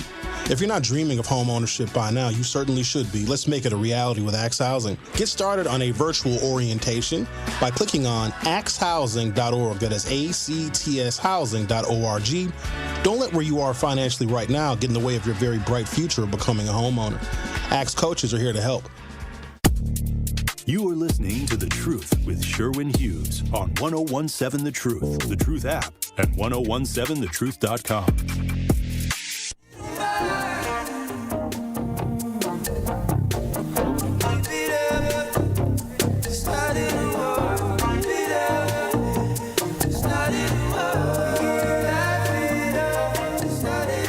Our phone number here, if you want to text it or call, 833-212-1017, 833-212-1017. Daphne says, morning all, just a quick visual Google map of Jasmine Crockett's district before, then look after redistricting. It looks crazy. And while neighbors and pockets are grouped with other areas that they don't have anything in common with as to policy, and it's sick. It's hard to be objective, but let's just say, can you humor me for a moment? You guys want to use your vivid imaginations? Let's take a little stroll, shall we? Let's say that after January 1st, 1865, Emancipation Proclamation is signed. Abraham Lincoln is killed, I think, in April of 1865. Let's say he wasn't. And for the duration of his term, because he had just gotten reelected in 1864, so through 1868, Abraham Lincoln was alive. There may have been other assassination attempts on his life, but they all missed. And he was able to thoroughly and completely destroy and dismantle the institutions of white supremacy in the South, because they were Confederates. They were traitors. They committed treason. Let's say we treated American Confederates like they treated SS soldiers and Nazis in Nuremberg. They hung them by their necks with ropes until they were dead, and they did so publicly to great fanfare. We were supposed to do that to the people that tried to form their own country, but they killed Abraham Lincoln, and then Andrew Jackson gets elected president, and blah, blah, blah, blah, blah, whatever. Freedmen's Bureau gets its funding taken away from it. They stopped building schools to educate black people and black children, because remember, we couldn't read. Klan is able to now become an anti-suffrage group. The Klan still has not been put on a terrorism list of the federal government, but the Black Panthers are. Get out of here. Let's just say through policy and legislation, African Americans were better integrated into America, and we had control of the state legislatures where we were former slaves. including Texas, Mississippi, Louisiana, Arkansas, Tennessee, and Kentucky. And African Americans moved northward. And we had industrial jobs, and we joined unions, and there was less discrimination in the North because we broke the back. We made Confederacy a bad word. There were no Confederate monuments. There was no Confederate flags. In fact, they would have been made illegal under some legislation that Abraham Lincoln would have signed. Just humor me for a second. I'm going somewhere with this now. Got to explain this stuff to you. And let's say African Americans had tremendous political power as we moved north to places like Chicago and Milwaukee and Detroit. And we were union members. We were running for office, and we were winning because racism and discrimination, it looked different because we were better integrated into American society. There were no barriers. There was no Jim Crow. Imagine if there was not 100 years, a full century of Jim Crow, literally from 1865 until 1966. What if it didn't exist? We were just better integrated. And what if black people had political strongholds on major cities all throughout the country, not to mention as we settled westward, because the western territories, none of them would have been slave-holding states. None of them would have had Jim Crow laws, separation, segregation. Imagine if there were never, ever, ever any segregated public accommodations, libraries, schools, drinking fountains, restaurants. What if it never existed and black people were seen just as regular old Americans that had a little bit of a rough start? And let's say white people had their politics subdued a little bit. They weren't voting in as high in numbers, right? They didn't have the political representation because, well, you know, they didn't need it because everything would have been about black people who were former slaves. Imagine if America moved in that direction. And we, as black people, let's say we still held on to that power that we would have gained and acquired in the 1860s because the Freedmen Bureau would have been allowed to expand into now all 50 states. The NAACP would have been one of the most powerful organizations, now a corporation on the entire planet. Can you imagine that? And black people had this incredible foothold. There was no income disparity. Imagine if there was no housing discrimination. There would be no wealth gap. There would be no skills gap. Imagine all of these things. All of this was possible and conceivable in America. And I know that because white people got all those benefits, so it was possible for somebody. It just wasn't possible for us. And imagine if African Americans had the majority in Congress. And imagine if our population in this country was more like 57% instead of 15%. And now you have white people that are saying they're being discriminated against. So what if the African-American majority in this country decided they had to create affirmative action policies for white people? But black people would have had these political strongholds really all over the country, would have dominated the West. Imagine if the gold miners and the silver rush in Nevada was all black miners and they created wealth, havens of wealth on the whole West Coast of the United States. Imagine if Las Vegas was developed by black people and we created billions of dollars in revenue from casino gaming. Imagine that. Imagine if there was no Great Depression because African Americans were fully engaged in the workforce and the country would not have fallen into depression because we were getting jobs and excelling at those jobs. We weren't being racially discriminated against, and our work would have kept this country out of the Great Depression. Just think about all these things, right? Black people would have had generations and centuries of political power. Do you think that we would ever let that go? Do you think that we would ever want to lose congressional representation to white people? Of course not. I think that if history had just shifted by one bullet, this would be a different nation.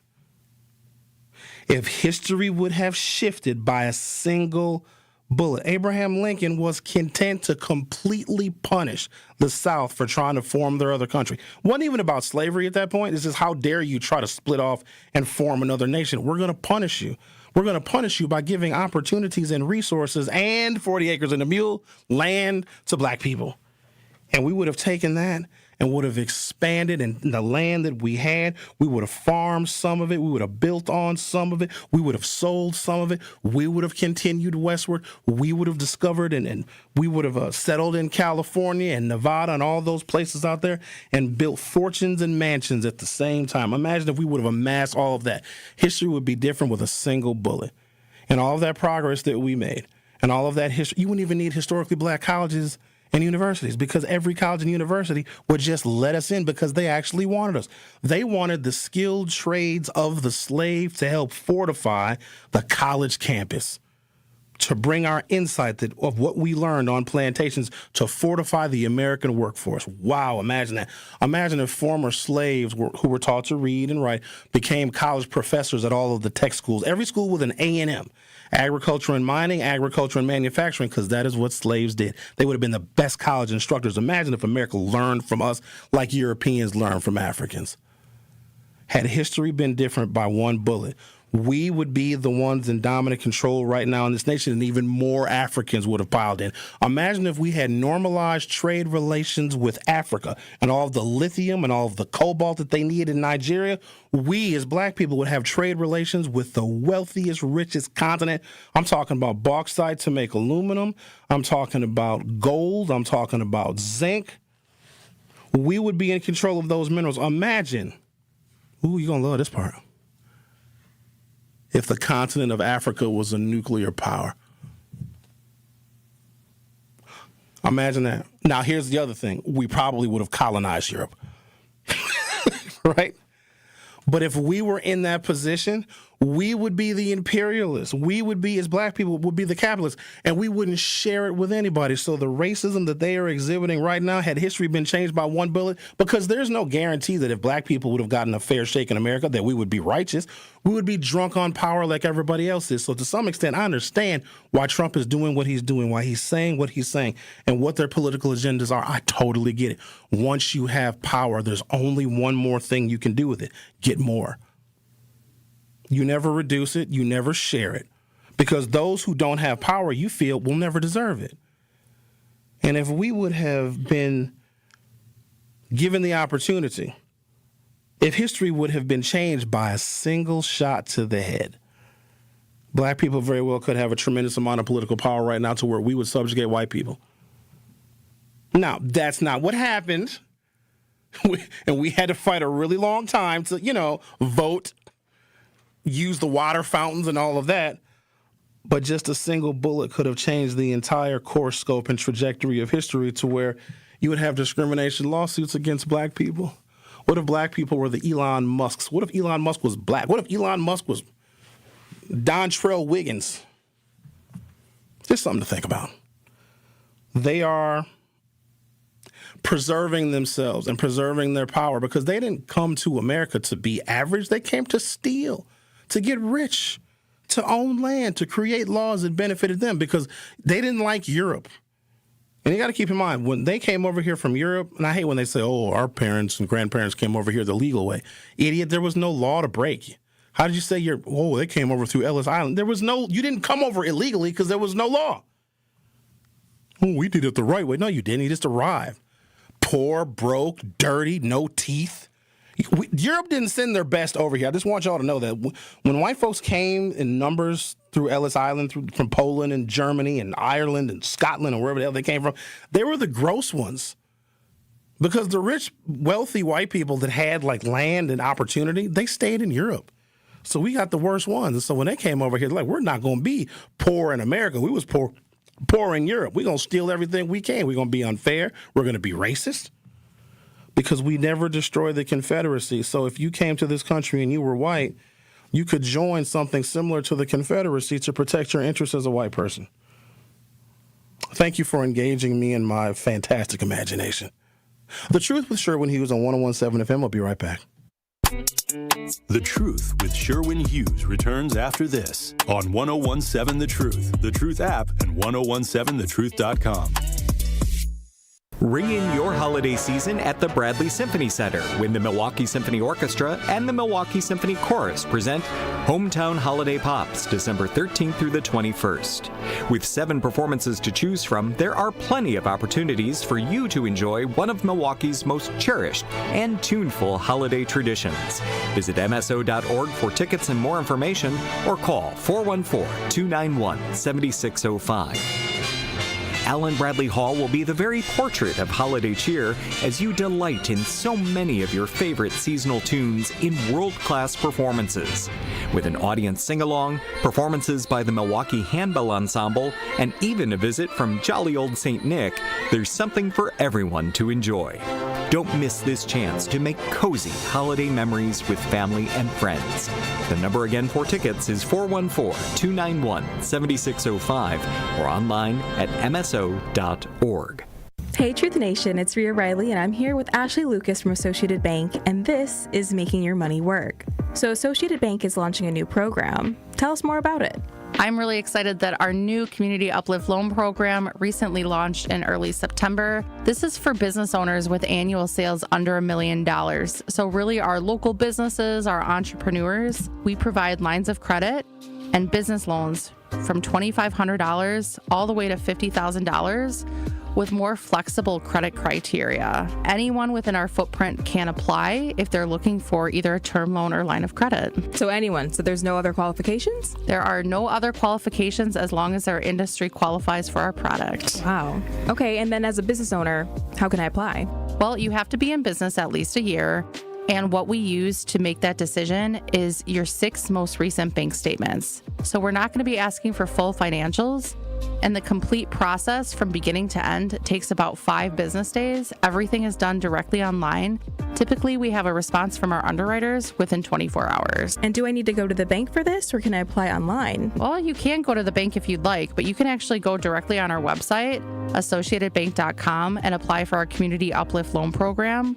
Or you can apply directly over the phone with our virtual relationship hotline team. They're available Monday through Friday, 8 a.m. to 5 p.m. at 1-800-270-7725. This has been Making Your Money Work, brought to you by Associated Bank. You are listening to The Truth with Sherwin Hughes on 1017 The Truth app, and 1017thetruth.com.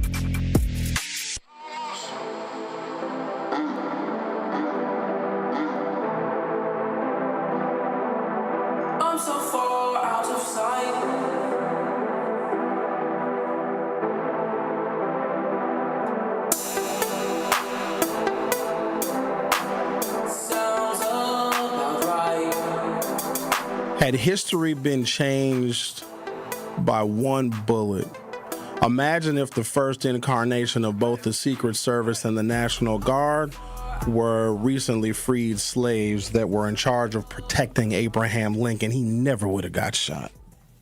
Imagine if freed slaves did the tribunals for their slave masters and watched them hung. Had history been changed by a single bullet, it'd be a totally different country. America would be a superpower, but a superpower that wouldn't use race as its primary factor of dividing and categorizing people. The Confederacy was allowed to live, and what did they do? For 100 years, the collection of states where 90+% of the black population was, our lives were under threat every single day. We couldn't go to school. We didn't have the same access to public accommodations. They wouldn't hire us. We didn't own any land. We were kept destitute and in second-class citizenship for 100 years. And that 100 years, while in the grand scheme of things doesn't seem very long, the impact that 100 years had is still being felt to this day. It's almost like we're still trying to extinguish the Confederacy. NASCAR just banned the Confederate flag at their races in the last 5 years. You can't fly a Nazi flag in Germany? Or if you can, I wouldn't recommend it. But now we call it freedom of speech because we didn't exterminate the Confederacy. You don't allow traitors to just go on business as usual. You don't give traitors political power. You don't let them create a terrorist organization designed to murder black people and prevent us from voting. Why would we have to march to go and register to vote? We're citizens. We've always been citizens. We built some of the roads we marched on to go and vote, and they denied us. Our tax dollars paid to train the dogs that bit us, the cops that beat us and shot us, and the water coming out of the fire hoses. That was our water. We paid for that. Think about that for a second. It's insane.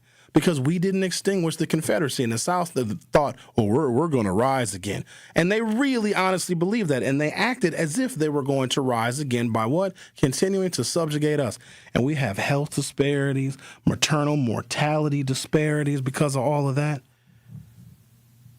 And even when we moved to different places, the racism and discrimination that was coveted by the Confederacy in the South, it moved with us. It literally followed us everywhere. You might have just as many incidents of overt racism in the North after 1950 as you did in the South before 1950.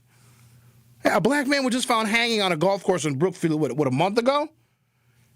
Had history been changed by a single bullet?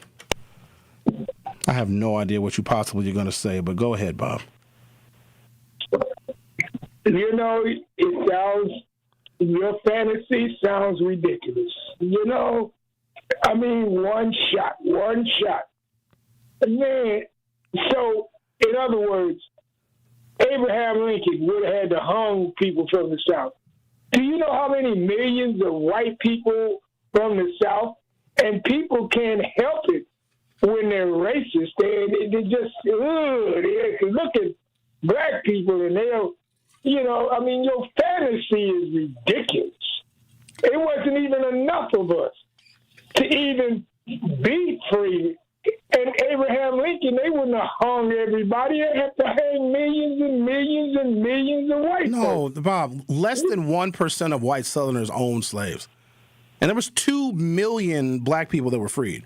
In fact, there are more black people in prison right now that were than were slaves in the height of slavery, which was in 1850. And you don't hang everybody. Most white people in the South had their economies destroyed because they couldn't find work or get work because plantation owners would buy black people to perform all the labor. So white people hated the institution of slavery. I don't want to say as much as we did, but they couldn't find work. That's why the South is still poor to this day. Their economy never recovered because white people weren't getting jobs. If you can buy a slave and make them perform all of the labors, why would you pay a white person a wage? Now, what they would do is they might hire 2, 3, 4 white people and let them be overseers. But the vast majority of white people in the South could not find work.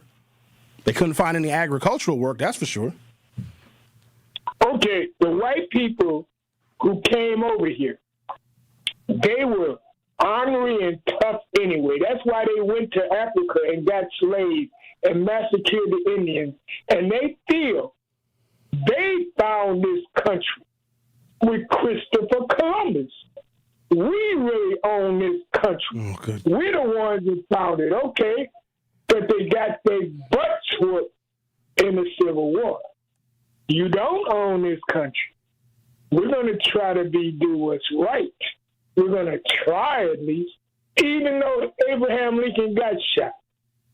We're going to try. And it's got better and better and better, but it's still bad. But, it's too many. The negative white people actually found this country. They actually found this country. And they feel they want it back. And when the thing that divides us, really, is culture. It's what now? I mean, when I look at white folks dance, I say I laugh. What? I mean, it's different. The music. Bob, hold on a second. Bob, do you know any white people? Other than your landlord, do you know, do you have white people's numbers in your phone that you can call and talk to, and you go have lunch and dinner with white people? Are any white people you go gamble with? Because we know that's what you like to do. Do you chase women with white people? Do you have white friends? What's your white best friend's name? Name 3 white people that you know. Okay, I'll tell you this. No, do you know any white people? These white people that be so nice to me in stores. Hold on, Bob, stop talking. You're being irrelevant. Tell me the white people that you know, that you have relationships with. Name 3. I'm old. I don't go out nowhere to the store and to the, gas station and to the casino. I don't go nowhere. So you don't know any white people. So how do you? How do you get your information? Stop talking. How do you get your information about white people if you don't know any? Well, I watch TV. Oh, yeah. Okay, that makes sense. All right. And I read between the lines. I don't go with what they say or how it is. I read between the lines. Okay. Just like Trump. Just like him. Just like Trump. Just like him. So you know about white people because of the TV. What you be watching? Matlock? Murder, She Wrote. What you been watching on TV, Bob? Just like Trump, he's trying to get over the fact that he bombed them people in the river. All right, Bob. Thank you now. Have a good weekend. All right, then. Okay, that's all right. Thank you. I want you to have a nice weekend now. All right, Smart Ellie. All right, I'll talk to you later. Okay. Watch your mouth. Said he learned about the whites from the TV. Be watching Three's Company. Old episodes of Columbo. Bob be watching Kojak. In the heat of the night with Carol O'Connor, he'd be watching The Wife.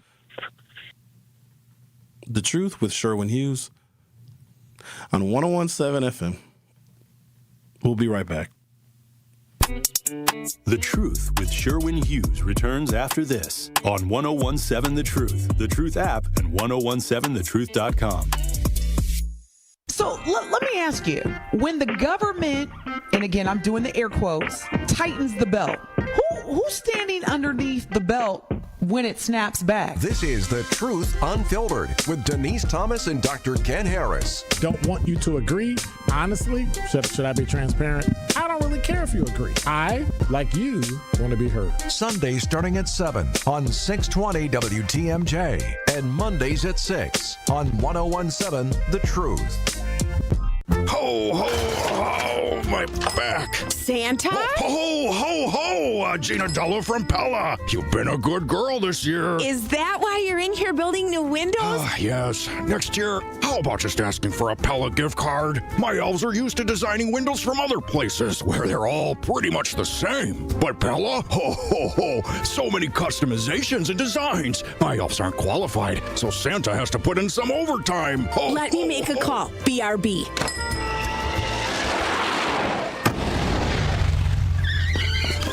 Frighteningly fast pellet team at your service. Let us take it from here, Mr. Claus. And Gina, next time. Yeah, I know. Santa already lectured me. Ask for a Pella gift card. What if you need new windows or doors, but you're on the naughty list? Then this will definitely help. Right now, at Pella Windows and Doors of Wisconsin, get 0% interest for 24 months. Ho, ho, ho! Visit the Pella site, and to all a good night. PellaWI.com. Restrictions apply. It's 12/31/2025.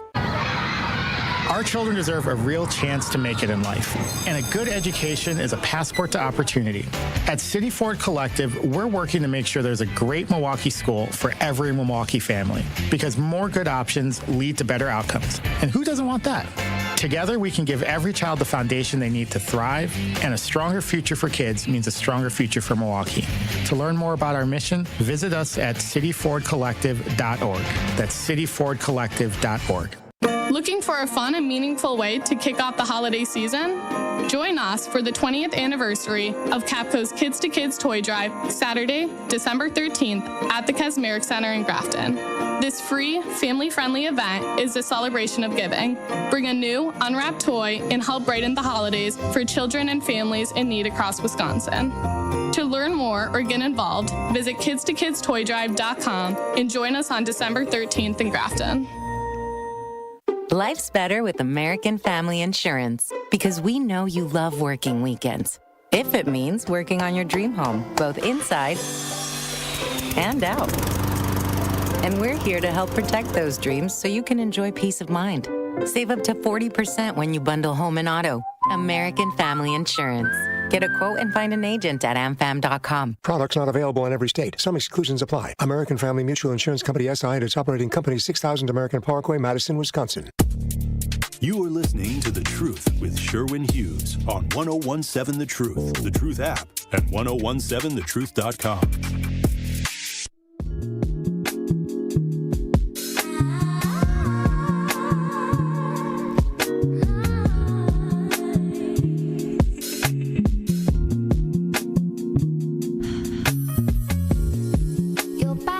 Gnostic Devil says, Mr. Hughes, today's mental gymnastics are gold medal worthy.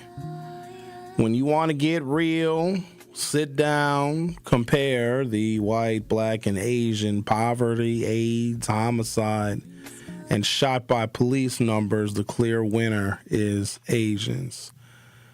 Did they do that through legislation or a different strategy?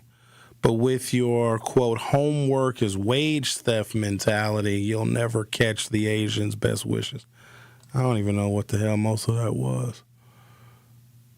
You can't compare a minority group that came to this country after, for the most part, discriminatory laws were passed and civil rights legislation was in place, and then look at how they may have excelled in the aftermath of that and say, oh, black people need to be like them. The amount of time that we had to spend not advancing academically or technologically, just fighting for real basic rights. And other countries could be, oh, America's got some stuff going on. Let's wait before we go over there. And then legislation gets passed. And the other thing is, people that come here electively come here for a very specific purpose to take advantage of an opportunity that probably was never even afforded to black people. That's number one. Number two, don't discount when people have their own country, nationality, and culture and their own education system. If you're from Thailand, you went to Thai schools, you know your history. That's a 5,000-year-old civilization. China, 10,000-year-old civilization. India, 5,000-year-old democracy. So they already have a foundation in who they are. Now, was there some colonization? A little bit. But for the most part, did those nations stay intact? Yes. Did they fight a bunch of wars to keep people out? They most certainly did. So when those people that have their own nation that they build elect to come to the United States, they're already coming with money, they're already coming with a level of education, and they're taking advantage of the fact that civil rights legislation already existed. So that is unfair to compare. You got Africans and Nigerians that come over here. I got my issue with the Nigerians. Don't think because I'm black, I gotta like all Africans. That's silly. Why would I? That's dumb. I don't know them. No. Don't put that on me, Ricky Bobby. You think people from England like Germans? No. Portuguese and the Swiss, they don't necessarily care for each other. We think, oh, well, because they're all European countries. They fought a lot, too. Germany tried to kill everybody in Europe several times. So I'm not over here, Africa's big. I ain't never been there before. I'm sure there's some very nice Africans, but just because we got the same amount of melanin, I ain't even really cool with my neighbors on my block. I mean, some of them I am, but not all of them. I mean, just because I have some similarities in proximity, it don't mean that I can work with everybody. Just don't get it twisted, y'all. And plus, the Africans come over here, they be real arrogant, don't they? You don't even know where you come from. Oh, shut up. You're a Christian. That beside the point. You got colonized in your own country. Well, we didn't want it to happen. At least we were stolen and kidnapped and forced. Some Africans was just like, hey, come on over. You guys look fun. And the whites were like, hey, we'll show you fun, all right. Here, take this Bible and swallow it. What is this here? I said I was going to... Oh, here we go. We talked about the economy yesterday. So there was a poll that was done where Trump supporters for the first time are now blaming him for the affordability crisis.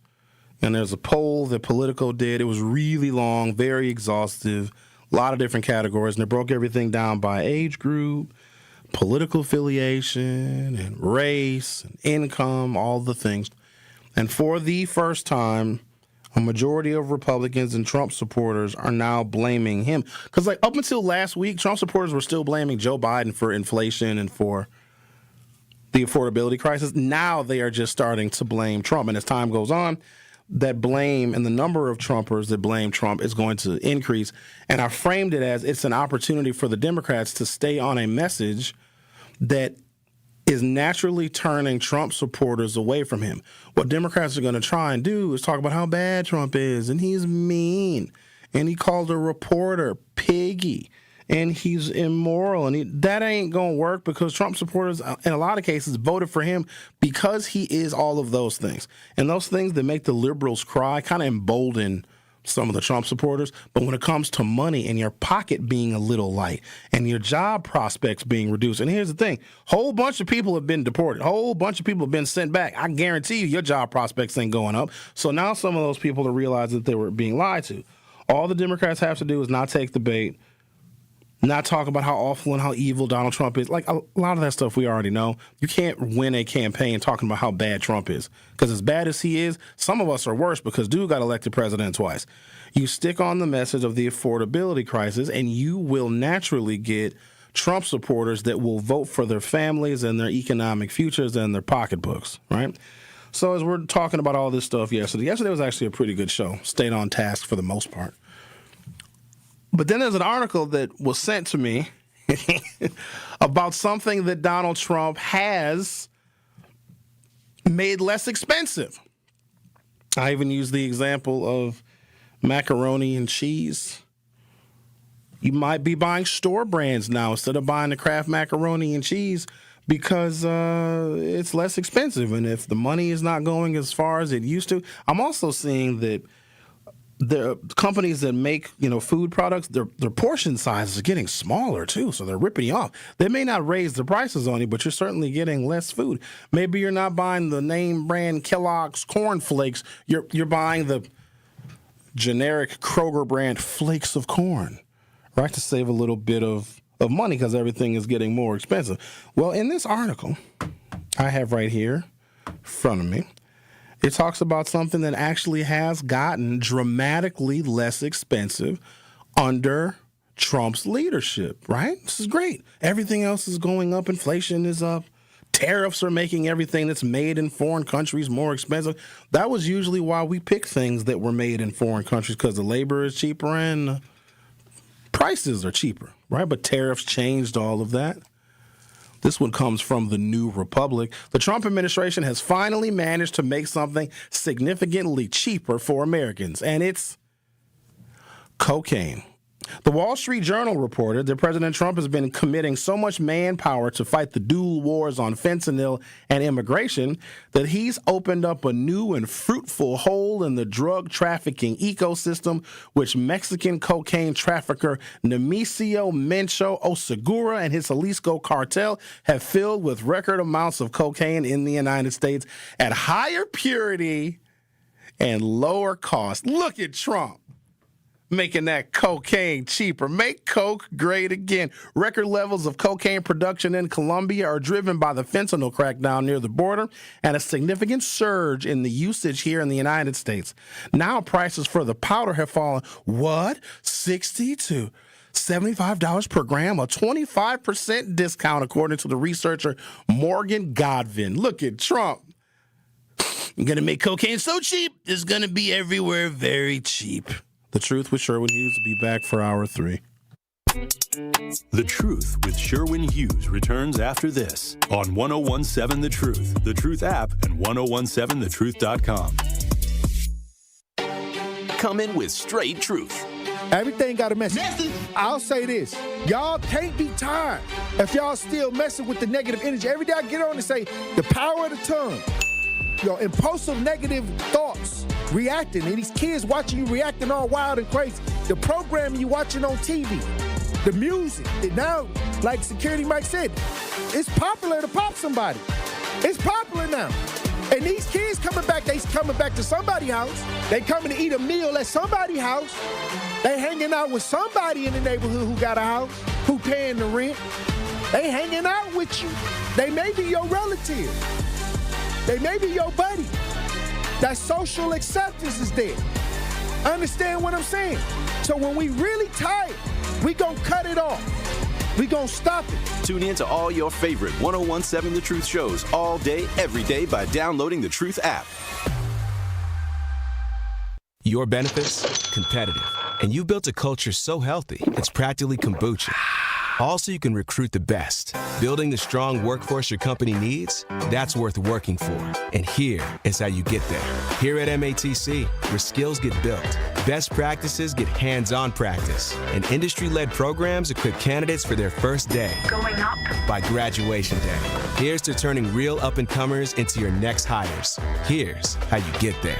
Here at MATC. Wisconsin winters can be tough, and so are higher energy bills. The Community Advocates Milwaukee County Energy Assistance Program is ready to help you. Eligible Milwaukee County residents can receive help with their energy bills and weatherization benefits to keep you warm and help you manage your heating and electric bills. Schedule your personal appointment at keepwarmmke.org or call 414-270-4653. For more details about locations and hours of operation, go to communityadvocates.net. This program is administered by the State of Wisconsin Department of Administration. Where strong voices meet strong opinions. The district had as a whole was 59.5. That was awful. It was bad. But it is not just the MPS story. It is a story for the city of Milwaukee when you talk about some of these schools. So when we talk about the state of education, we just can't always talk about MPS. We got to talk about Milwaukee as a whole and why there are so many failing schools in Milwaukee. But we bash MPS, understand it is beyond MPS. MPS just has to educate your kids.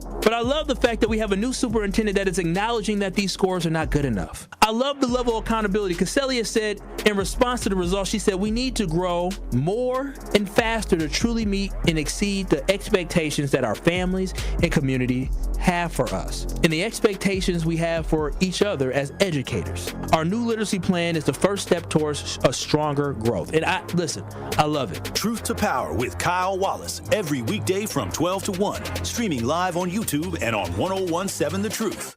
Milwaukee's Black Talk lives here. You are listening to 1017 FM, 1510 AM WGKB Waukesha and W269DL Milwaukee, a locally owned Good Karma brand station.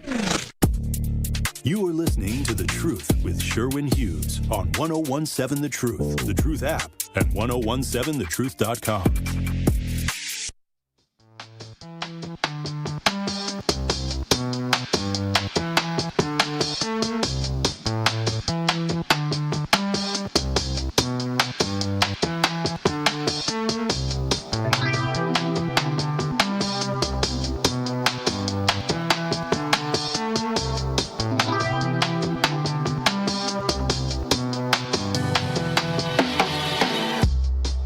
Welcome to Hour 3 of The Truth with me, Sherwin Hughes.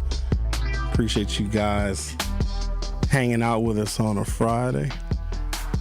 There was an article that came out on Tuesday of this week that none of it made any sense to me. And if there's something in our local media here that doesn't make sense, if I give it a day or two, let more information come out, or let another media outlet pick it up, then maybe there's a little bit more clarity. Because had I brought it up on Tuesday when the information was, let's just say, scant, then I would have filled in the blanks with a bunch of just like what ifs and conspiracy theories. I'd like to wait until a little bit more information comes out, and then we can have a discussion about it. Because a lot of times, if you are first to report on something, especially in this very weird media ecosphere that we find ourselves in, if you're first, you're oftentimes wrong. But that's the thing about modern media. People want to be first. They want to break the story. I got a story that I want to break to y'all right now about somebody that's running for governor next week, but I can't do it because I got to make sure they're actually running for governor. They keep shaking this race up. I don't know who I want to vote for. I'll tell you this much. I am more open to voting for someone who's going to be a good policymaker over someone who I just happen to like. Now, it's great if I like the person and they're a good policymaker, but more importantly, I want to vote for somebody that's going to win. I don't even necessarily need to like them.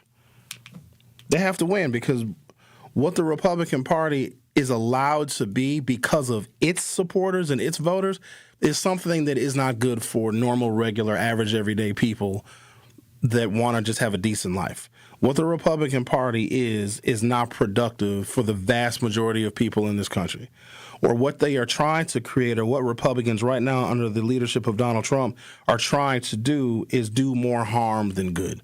And that just, I'm not even going to get into the racial overtones of it and the immigration stuff and the economy that he is systematically ignoring. I'm not getting in all that, his grifting and, all the cryptocurrencies and the billions of dollars that he's made and the ballroom that he's building. I ain't even getting in all that.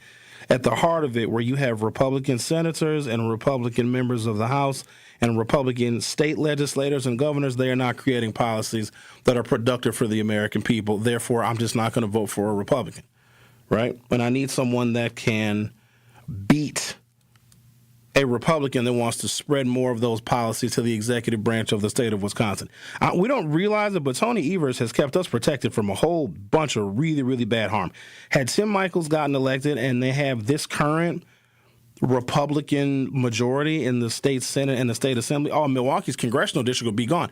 We would have been the next state to take away the majority, minority, African-American congressional district. Gwen Moore would be replaced by a Republican. The first thing they would do. Milwaukee probably have a Republican governor too, or a Republican mayor. So Tony Evers has actually helped. A lot of the ARPA dollars that we got, a lot of it got delivered to Milwaukee, the African-American community, the business community. So we got saved. And I want to continue that legacy and even expand on it.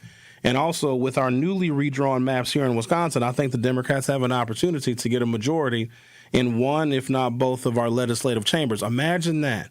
Democratic majorities here in the state of Wisconsin. Now, we're still going to be dealing with a Republican majority in Washington for a period of time, but a Democratic majority here in the state of Wisconsin is something where we can at least begin doing some of the damn repair from the damage that has been done over the past couple of years. The Republican legislature has really, really tied our hands, especially the city of Milwaukee.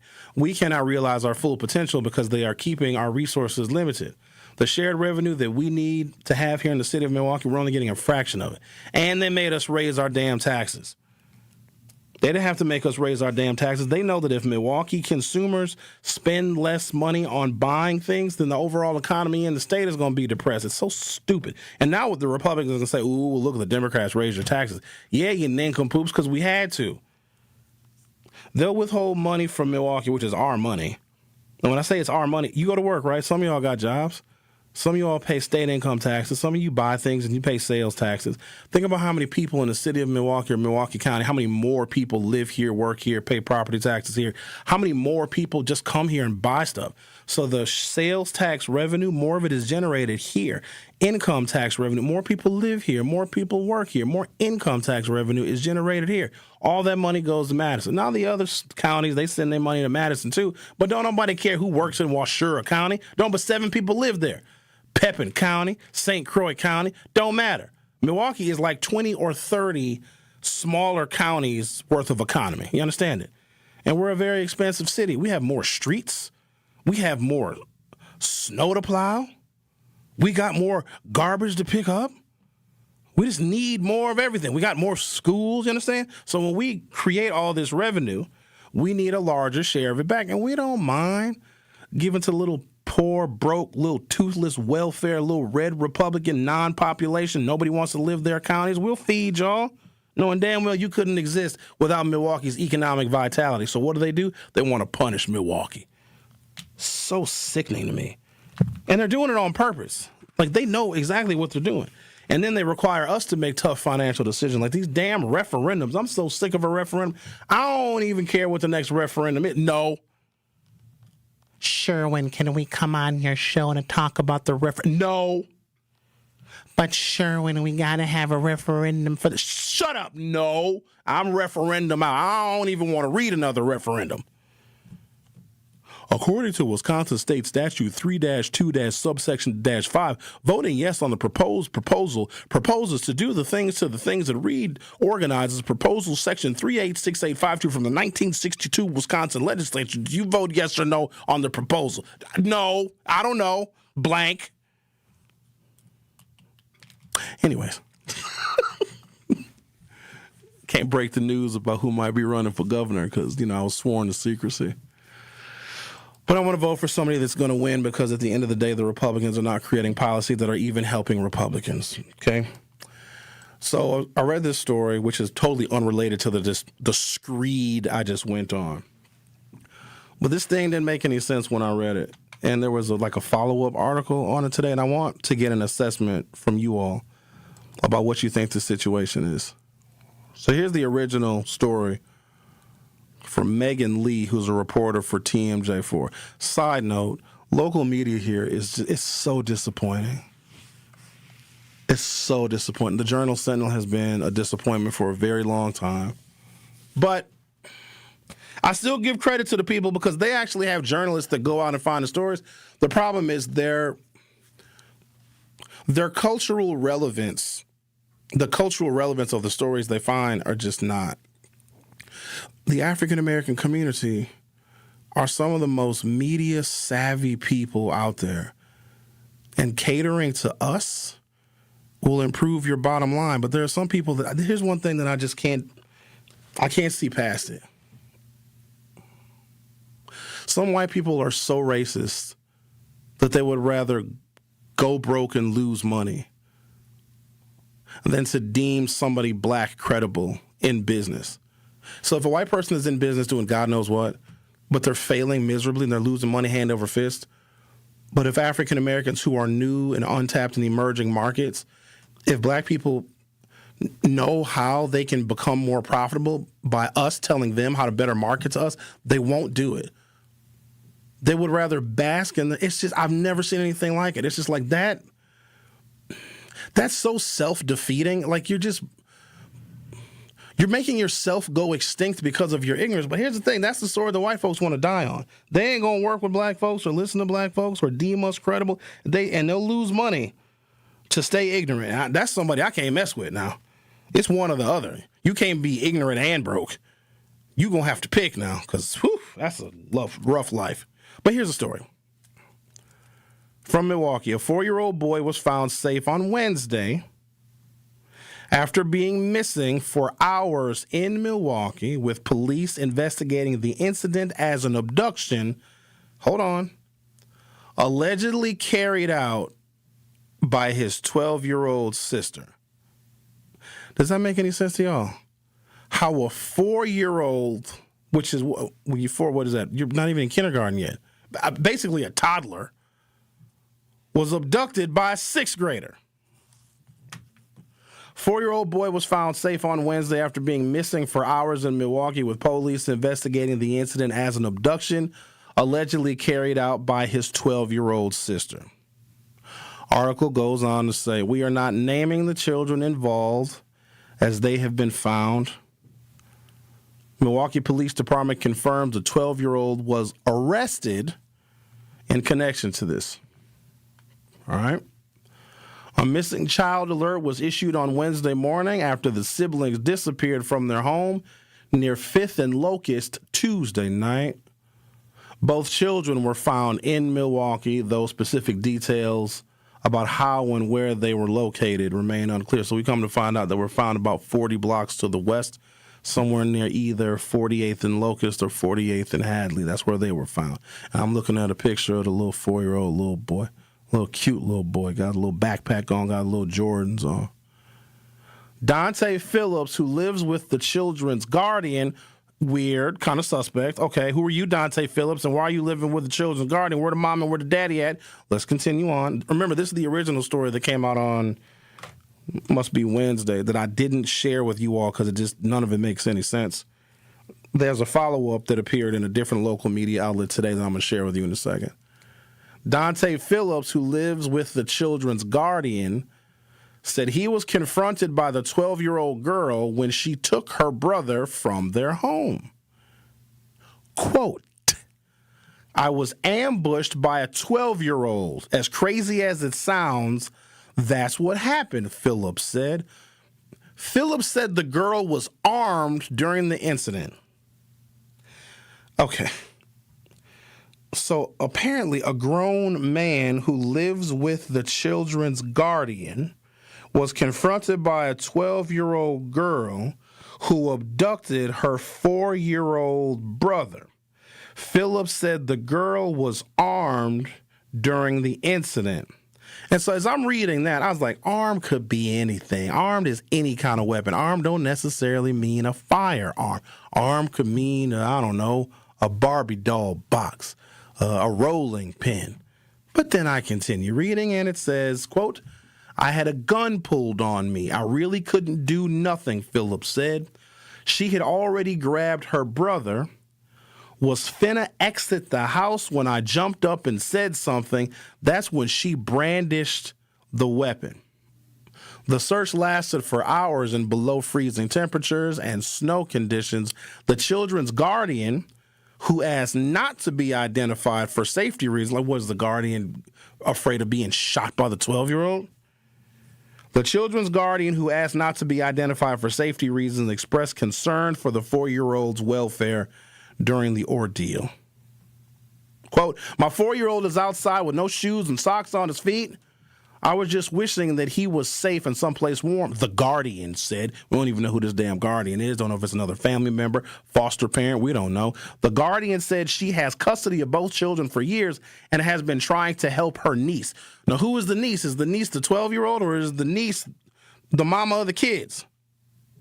Goes on to say, I tried to help my niece, and the help I got and the love that I got is not enough for her. She needs something different, the guardian said. So maybe the 12-year-old is the niece. So maybe the guardian is the auntie. Police are treating the situation as a custody matter. Huh? Guardian, niece, custody, 12-year-old, gun abducting 4-year-old? The 12-year-old girl was wanted and allegedly armed when she took her brother, according to investigators. Phillips described the experience as unsettling for the family. It's frightening, actually. It's just unsettling, Phillips said. It's actually frightening knowing that they actually somewhere they not supposed to be that they got taken from. Huh? And that's where the article ends. So I want y'all to what was that? 12-year-old gun. Man named Phillips lives with the guardian. Guardian mentions niece. Niece needs help. 4-year-old abducted. What do you think that is? I think I know what it is. I'm going to take a break, come back, give you the most recent updates to that story, and then also we're going to talk to Al. Because what is a show without a conversation with Al? Because when you listen to The Truth with Sherwin Hughes on 101.7, it's like a box of chocolates. You never know what you're going to get. The Truth with Sherwin Hughes returns after this on 101.7 The Truth, The Truth app, and 1017thetruth.com.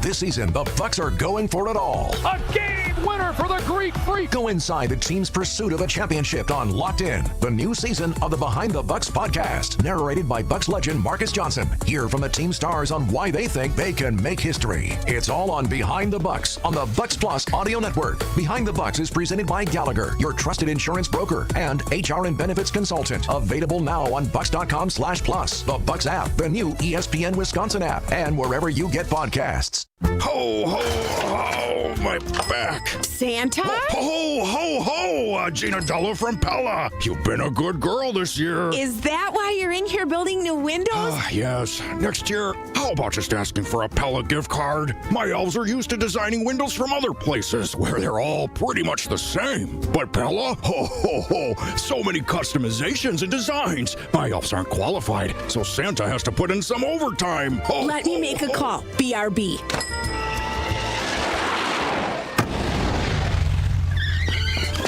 Frighteningly fast pellet team at your service. Let us take it from here, Mr. Claus. And Gina, next time. Yeah, I know. Santa already lectured me. Ask for a Pella gift card. What if you need new windows or doors, but you're on the naughty list? Then this will definitely help. Right now, at Pella Windows and Doors of Wisconsin, get 0% interest for 24 months. Ho, ho, ho! Visit the Pella site, and to all a good night. PellaWI.com. Service restrictions apply. Ends 12/31/2025. Gruber Law Offices. One call, that's all.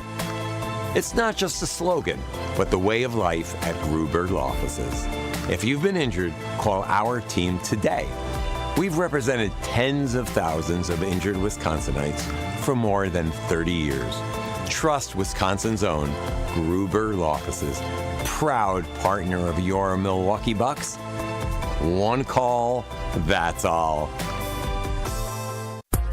Ready to buy your first house, move into your forever home, or simply refinance? At Associated Bank, they've got you.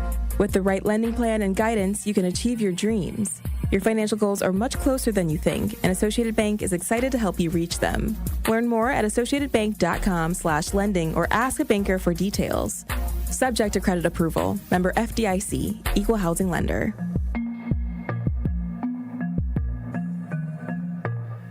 Orthodontic Experts Wisconsin believes everyone deserves a confident dream smile. We offer braces for $195 a month, subject to terms and conditions, and accept most major insurance plans like Medicaid, traditional metal braces, discrete gold braces, and invisible clear aligners.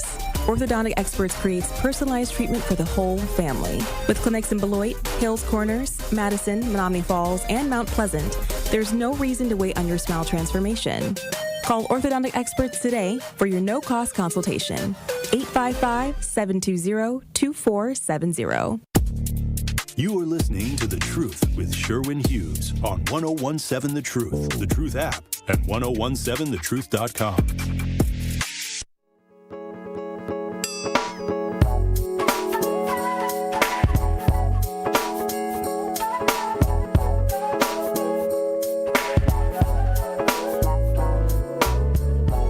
Our phone number is 833-212-1017, 833-212-1017. All right, there's an update to the story. A court commissioner ordered that a 12-year-old girl remain in secure custody as prosecutors decide whether to charge her with abducting her younger brother. Don't charge her with that.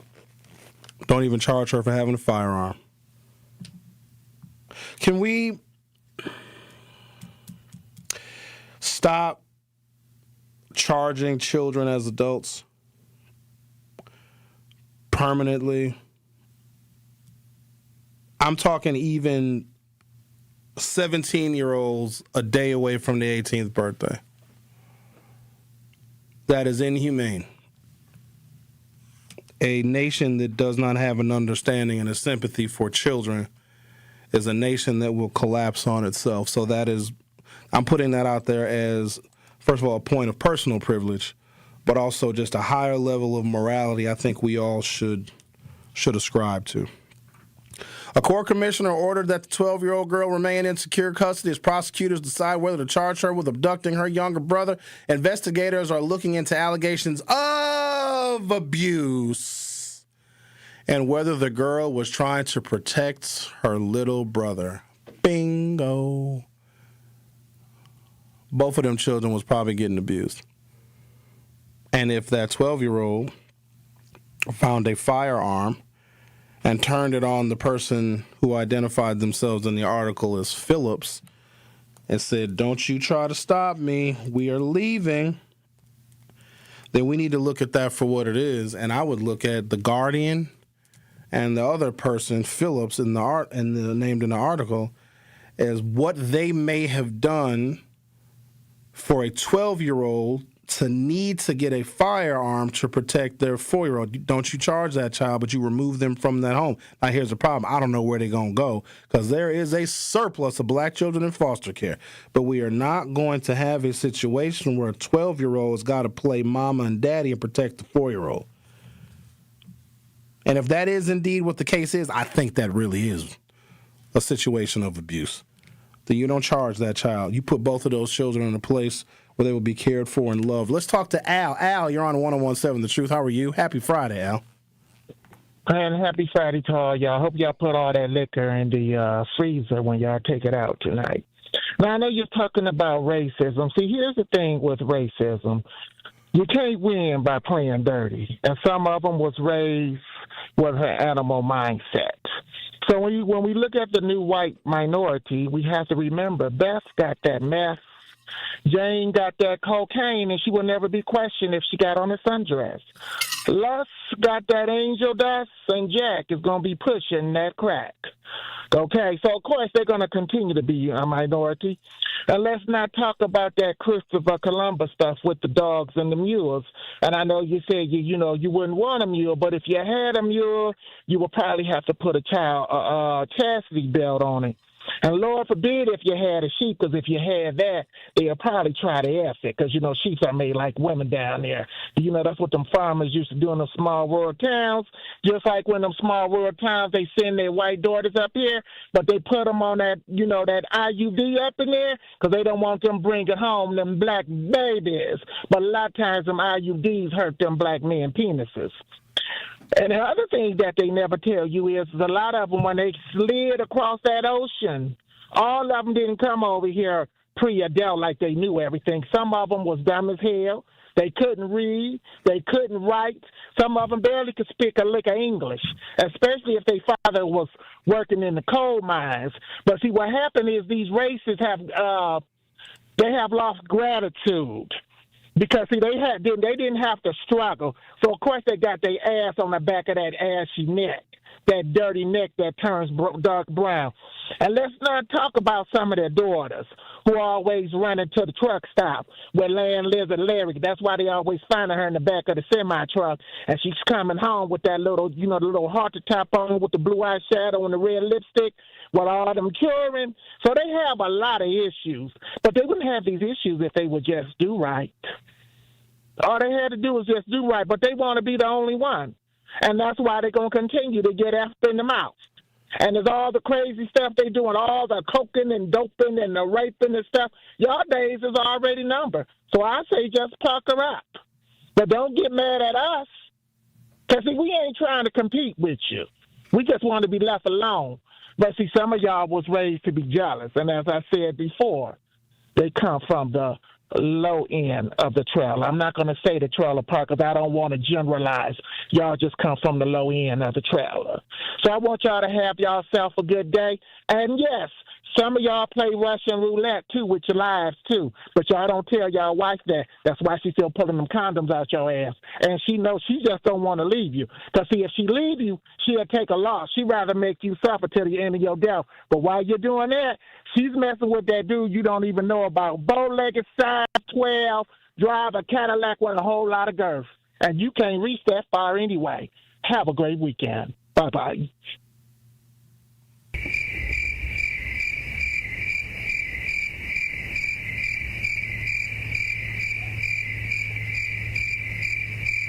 Hello? Man, I feel like I need a shower after that. Me too. That was shocking levels of detail. Like he really just goes in depth where no other caller goes. You know what I mean? Oh, wow. Mm-hmm. How are you? Live righteous, have a wonderful life. That's all you called it? Even Black Conscious was speechless. I just work here. Me too. Me too. He is right about the IUD, though. That's disgusting, Sherwin. No, it's not. I didn't need to know that. No, sometimes you can feel it. It hurts. The string, it's like a piece of fishing wire. It's painful. What you got going on for the weekend, Ricky? You busy? You going to DJ somewhere? I'm always working. After I leave here, I gotta go to my second job, and then I go to my dialysis, then I go to my third job. No rest for the wicked, man. Yeah, look. Hey, gotta be that showtime. What about you, Sherwin? You're not poking no IUDs, are you, or whatever it's called? You know exactly what I'm talking about, or maybe you don't. So I've been hearing everybody and their mom, even my white friends, like, "Oh my God, Sherwin, did you see episode 2 of the Diddy documentary?" No, because I didn't renew my Netflix because Netflix is stupid and it's too expensive. Netflix was $20 a month. If you want the commercial-free Netflix, it's $20 a month. And what I found is, so I watched Kevin Hart has got a stand-up, and I kept my Netflix subscription so I could watch the Kevin Hart stand-up that came out, and then after that, a couple days later, I didn't renew my Netflix, right? First of all, the Kevin Hart stand-up, I fell asleep during it, so it wasn't even worth it. So then I don't renew my Netflix subscription, and then the Diddy documentary comes out, and everybody is talking about it. So when I'm done with my show today, I'm going to go home, I'm going to have lunch, and then I'm going to go to a friend's house Because they got Netflix. And Netflix doesn't even allow you to share your usernames and passwords no more. So now I got to go to somebody's house to watch the Diddy documentary. So all that money you got, you telling me you can't pay $20 just to see it? Oh, no, man. hell no. I have money because I don't do dumb stuff with it. It's just $20, There Sherwin. ain't no just $20. That's stupid because what'll happen is it's $240 a year because I forget to cancel it. And I don't need to be watching all that TV anyway. All the stuff that I'll be watching is educational stuff on YouTube, like documentaries on government cheese. What? I watch my expenditures, Rick. We don't have to have a sit down and have a conversation. I'm going to go through your budget because I bet you are spending money on something. Oh, that's only $20. Oh, that's only $10. Between my XM radio, between my television providers, my Sling TV, the extra package I got with the Sling TV, between the home monitoring of my security system, like all that stuff is like $1,000 a year. Like all that stuff adds up, and so another $20 here, $20 there. Oh, no. But you also got to understand I have a kid that likes to watch a lot of TV and YouTube as well. But also, I don't pay for every streaming service. I also share streaming services with the mother of my child. So Disney Plus, HBO Max. I ain't got all that. I try to streamline unnecessary expenditures. I have budgets. I gotta pay obviously my mortgage. I gotta pay my other bills. I gotta pay my utilities. Right, but I need to have money to put away because I'm 50 now. I ain't trying to be doing this mess forever, or if I'm doing it forever, it's going to be for fun. I feel you on that, but my overhead is not that big as yours. I have rent, cell phone, energy, streaming, insurance, car stuff. My budget's not that big. I literally have the necessities. I don't have bonds and stuff like that just yet. Would I rather go to like events, venues, concerts, shows, sit up front, up close, and have VIP experiences, or waste my money on stupid ass Netflix? It's a no-brainer to me. I mean, I get in places for free though. You should too. You Sherwin. Hughes. It's what people don't understand. Yeah, I get access to stuff, but there's going to be other things I'm going to be expected to pay for later. It all evens out. If I get something for free, if I get in for free, then I'm going to have to do something for somebody at some point in time, which might even be more expensive than what I got in free for. It's a give and take. Same amount of money come out of my pocket. Yeah, I want to net experiences is what I'm trying to do. But yeah, don't. And also, if I get free stuff, it's because people think I'm going to talk about it on the radio. Hey, Sherwin, come on in. Well, now I don't fall for that sometimes because there ain't no guarantee. I'd rather them keep whatever they have instead of giving it to me for free and then think I'm going to talk about it on the radio. You want me to talk about it on the radio? Run some ads. Why y'all scared to run ads here? Because they ain't got the money. Yeah, they do. Yeah, they do. They just ain't putting it over here with us. Running all these damn PSAs. Oh, go take care of your cats. Oh, you Trailblazer. Let's talk to. Well, I got to take a break. Security Mike, hang on a second. I got to take a break. But we're talking about this situation where the 12-year-old got a gun. That 12-year-old can't abduct a 4-year-old. Those children were running from abuse. And whoever this Phillips person is that was mentioned in the article, like, oh, what was I supposed to do? The 12-year-old pulled a gun on me. You better be lucky that 12-year-old didn't blow your brains out. I don't like hearing about situations like this. You better not charge that 12-year-old. I'm curious as to how the 12-year-old was found in an SUV and how the 12-year-old had a gun. That story seems to be missing from the article.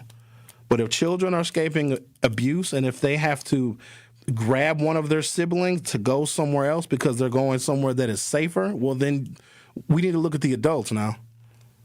It's a whole nother generation of kids that's going to grow up abused and traumatized and screwed up. I'm just tired. Some of y'all need to stop having kids now.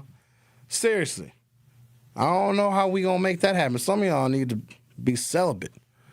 Stop giving it up. Stop drinking all that Hennessy and then you get real loose when you get on that hand. Stop drinking it. The Truth with Sherwin Hughes on 101.7 FM. I'll be right back. The Truth with Sherwin Hughes returns after this on 101.7 The Truth, The Truth app, and 1017thetruth.com. Talk to these people in terms of how do I register for this program despite my reservations and my previous experiences of rejection?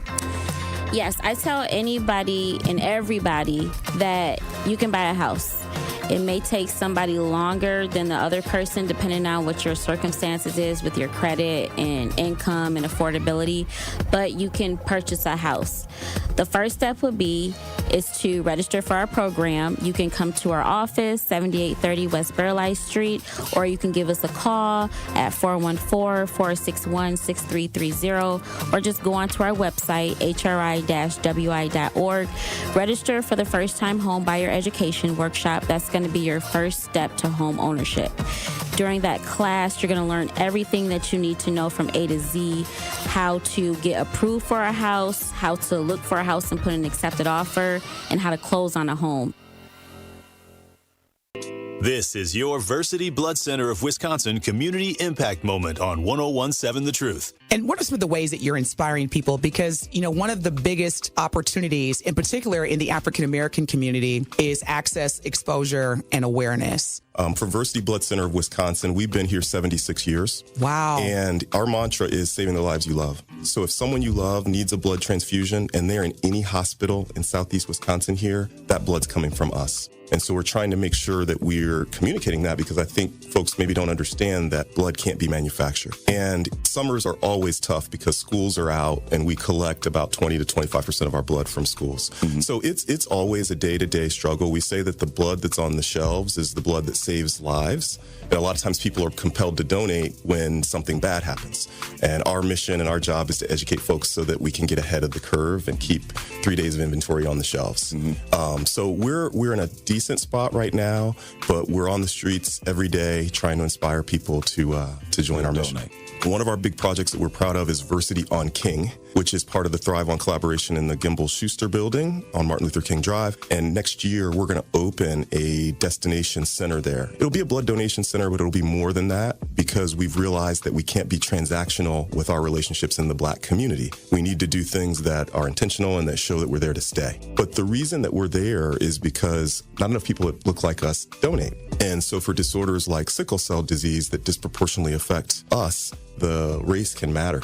But I like to say that, Black folks have a superpower in their blood. 44% of Black blood donors will have this rare trait that makes their blood more likely to be able to be a match for a sickle cell patient. And that 44%, that is way higher than what we would find in other races. To make an impact by donating blood in your community, visit versity.org today. You are listening to The Truth with Sherwin Hughes on 1017 The Truth, The Truth app, and 1017thetruth.com.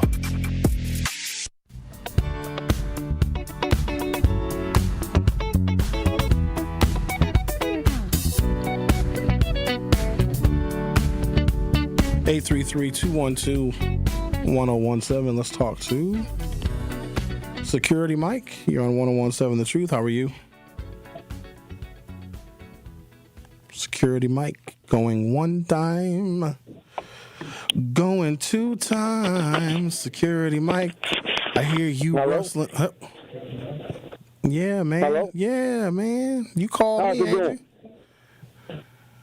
Hey, I said it right away that someone's messing with the 12-year-old and the 12-year-old trying to protect the younger sibling, and they need to get them out of their household right now. I agree. As soon as possible. And I was going to say that about that Netflix, all you got to do, Sherwin, is just order it, and the next day or two, cancel it. No, they charge you for the month, bro. Well, you get the rest of the month, but they ain't going to keep charging you. I don't want to pay $20 to watch a 3-part documentary. That is a waste. Yeah, I heard that. That's a waste for that old Diddy stuff anyway. Tory Lowe was talking about that the other day. Even Tory's seen it. Everybody's seen it but me. Somebody give me their Netflix password now. Yeah, but that Tory show yesterday was crazy now. And then I feel like he called me, or the one guy he called, what do you always say? It's trash. He said, I was boots on the ground with him, but the one guy I feel bad for because he said he's still wrong. What he was doing was saying the top stories over from 2025. Okay. And it could be local or it could be national. Now, me and that dude said, my thing was Trump being reelected again. That's the predicament we're in right now. But the one guy was like, I felt bad for him because he said, for Tory being an activist and you are protecting people, finding missing people, and want to protect people that's being harmed and this and that, how could you vote for Trump? Now, you'll call dude trash, and I vote. I'm satisfied with my vote. I got something out of my vote. And I was thinking to myself, what did you get other than him deporting people without due process? Trump ain't done nothing else. I wish I should have called back, but I said, okay, you ain't boots on the ground, this and that. I would call back because I was boots on the ground with him. I went up to Iowa about the 14-year-old with him, with 9 or 10 other people. We went up there to go with the hate crime when they was going to throw the kid in the grinder. So I was boots on the ground with him, but just because I said Trump shouldn't have been the president again, and that was one of the top stories along with the girl getting chopped up by the, what's the guy named Maxwell guy. I felt them was the 2 top things for me for 2025. This is Trump getting reelected. But, man, Troy went off because it's like they just don't want to give up, man. What has Trump done other than deporting people, shooting boats out of the water when those Venezuelans are just y'all fishing? Y'all don't do nothing. When I'm out in these communities, y'all don't do jack. But talk. Sit there. You gonna talk yourself into a stroke. That's how I feel about it. Hey, Tory, I went up there with you. Nobody don't Tory, I was boots Mike, he can't hear you. I was boots on the ground with you. He can't hear you. Becoming a resource to help the community. Well, I was boots on the ground with him, though. So. All right. Well, I'm sorry that you and him disagreed on who we voted for. Yeah, but I ain't mad at them. I'm just saying Trump shouldn't have been reelected. That's all I got to say. And I was boots on the ground. I went up there. You're not boots on the ground no more? To deflect from the fact that I'll go up there. Yeah, I still be boots on the ground with the guy. For stuff like that. Y'all try to create a boogeyman. Uh-oh. Especially about the kid that was found hung in Brookfield. I told him I'll go up there about that, too. Truth Nation, stay locked in. It was a terrible. Mike, I need to hear what Tory actually says right here. I appreciate your call. Have a good weekend, Mike. Stay warm. All right. You too, man. You too. Right. Yeah. Sade Robinson. We got Security Mike. Oh, I found it. How you doing, Security Mike? How you doing, my guy? Yep. That's the one I was gonna touch on, man. Some girl go on her first date with someone, right, and have that type of stuff happen to her, man. That has to be major.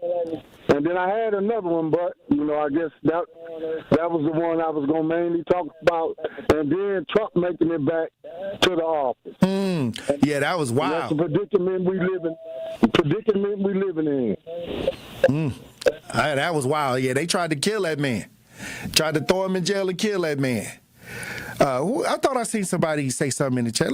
Somebody said something about Trump in the chat. Diggy1055 says, you messing with Trump took me by surprise, considering your righteous nature, but I still rock with you. Just leave the politics out of the show, especially Trump. I'm happy for my vote.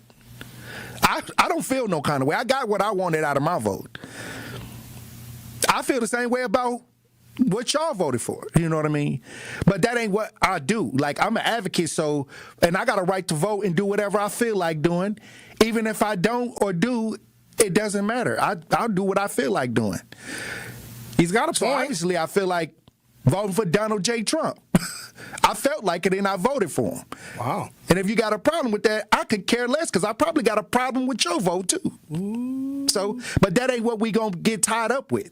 What we're going to get tied up with is being the resource that we need to have for our community. Now, it don't matter who you vote for if you're not a resource for your community. I think you trash. I think that you... But I'm just saying, what if Trump is making the resources harder to get? I'm not debating the man, you know what I mean? Because I'm over here playing his show. I was just curious as to the interaction that Security Mike had with Tory, and the interaction that Security Mike had with Tory was a little more benign than the actual conversation he had with him. Look, everybody has their choice. What I do, though, because I know in the position that I am in, I'm here to explain things, including, even if I don't want to, explaining myself. why I think the way I think, why I say what I say, and how I have arrived at my sentiments. I'm perfectly okay with that. If somebody asks me why I vote, who I vote for, what political party I prefer, what my top issues are, what is lacking in the city of Milwaukee and our community as far as policy goes, if I use policy as a gateway to more opportunity and to better lives and et cetera, I'm totally fine explaining that. I won't just be like, hey, this is what I did, and if you don't like it, screw you. I mean, I guess I could take that perspective, but I'm okay explaining it because I think when I explain things, it helps me understand it better too, just like talking through it. And then you can have a conversation with somebody. I'm not ever opposed to having a conversation with a Trump supporter because they call here and they'll have their perspectives, like when Al from Sherman Park called yesterday and he brought up when the Republicans in the House of Representatives impeached Joe Biden's Department of Homeland Security Secretary because Trump wanted to make immigration the issue that he was going to run on and ultimately win on in 2024. And Al from Sherman Park legitimately thought that there was a dereliction of duty by Chuck Schumer if they didn't follow through with Donald Trump's wishes of impeaching somebody, another Democrat, in the Biden administration. Like, I felt like I needed to explain that. But that's, that's what I do, right? I've been explaining stuff for a long time. But, shout out to Tory Lowe. Tory was here with me. When was Tory here? A couple weeks ago? He was here early because his show starts at 1. He was in a producer studio. I invited him in. We had a great little chat. I've known Tory for a very, very long time. I'm not over here defending him, but I'm also not throwing him under the bus either. We just have different viewpoints on stuff. His perspective is different. I've interacted with politics in a different way. I worked for many, many Democrats. In fact, the Democrats that I work for gave me the ability to even be in the position I'm in right now, and for that, I'm thankful. Right? Okay. Are we good? We're good. You're listening to The Truth with Sherwin Hughes on 101.7 FM. Don't go anywhere. I'll be right back. The Truth with Sherwin Hughes returns after this on 101.7 The Truth, The Truth app, and 1017thetruth.com. On Saturday night, the Milwaukee Panthers return home to take on the Robert Morris Colonials. Aguillard high on the right side. Defended tightly by Lawson. Takes him off the dribble. Gets inside. Left hand leaner. A scoop for Amar Aguillard.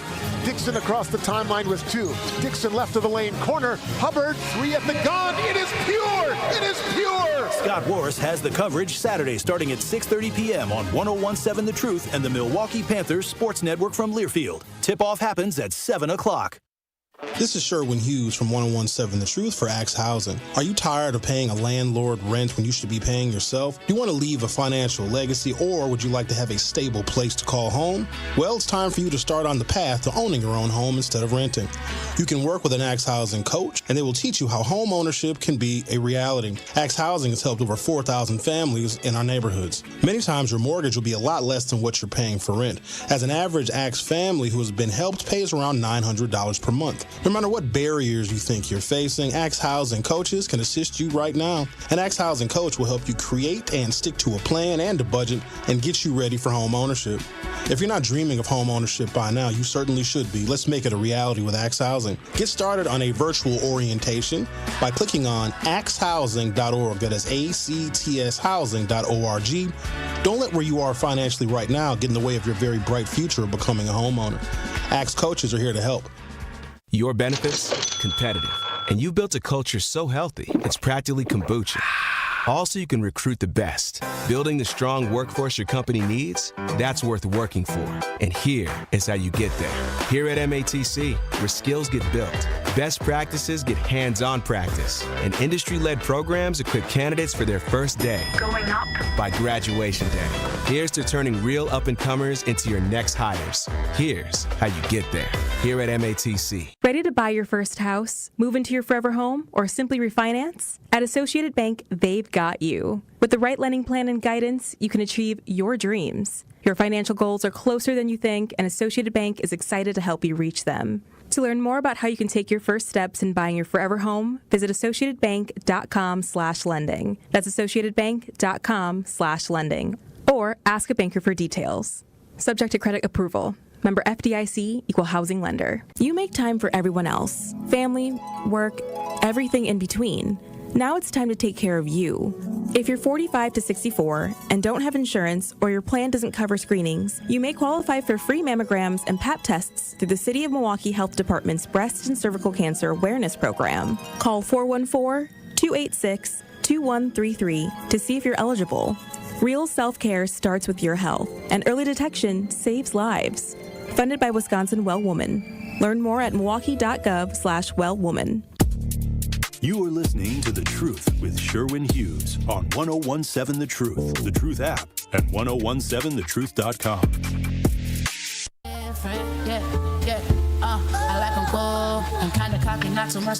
Are you ready to level up your mindset, your money, and your future? Join Coach Erica Odom, real estate investor, success coach, and published author for On the Journey with Coach Erica. Each month, Coach Erica shares real strategies, proven tips, and the mindset shifts you need to reach your goals. Tune in Tuesday at 6 p.m. for a powerful discussion on the topic of finances and turning your passion into profit. Coach Erica will be joined by Josh Murphy, owner of Raw Lifestyle and real estate investor, and Cheryl Edwards. That's On the Journey with Coach Erica. It's a Tuesday. Come on, y'all. Tomorrow at 6 p.m. on the award-winning 1017 The Truth. What day is today? No, it's the right day. So it's either Tuesday or tomorrow, y'all. So tune in one of them days. I don't know what the hell's going on in the world no more. Well, since we listened to a little bit of Tory, what this dude be talking about here? Has averaged somewhere between 8, 9, and 12% per year since, in any 10-year period. We're talking about talking about the stock market. 1929 when it was the crash, and today. And more like since World War II. People don't think like that. They think what happened yesterday. You pick any 10 years at random, and the market's always been positive. No, it hasn't. Compound interest is the best way to make money, but for some reason we've lost that. We want to buy it now. We want to spend it now. And if you would just compound. Now think about this. Okay. If I had a job, I would tell my boss, hey, instead of giving me a bonus, put the money in my child's 401k. No, you ain't. Put my bonus in my kid's 401k. Ain't no boss doing that. I'm going to put some money in it. Hey, can you match it instead of matching me? Oh, they were talking about that. 30 years old and be a millionaire.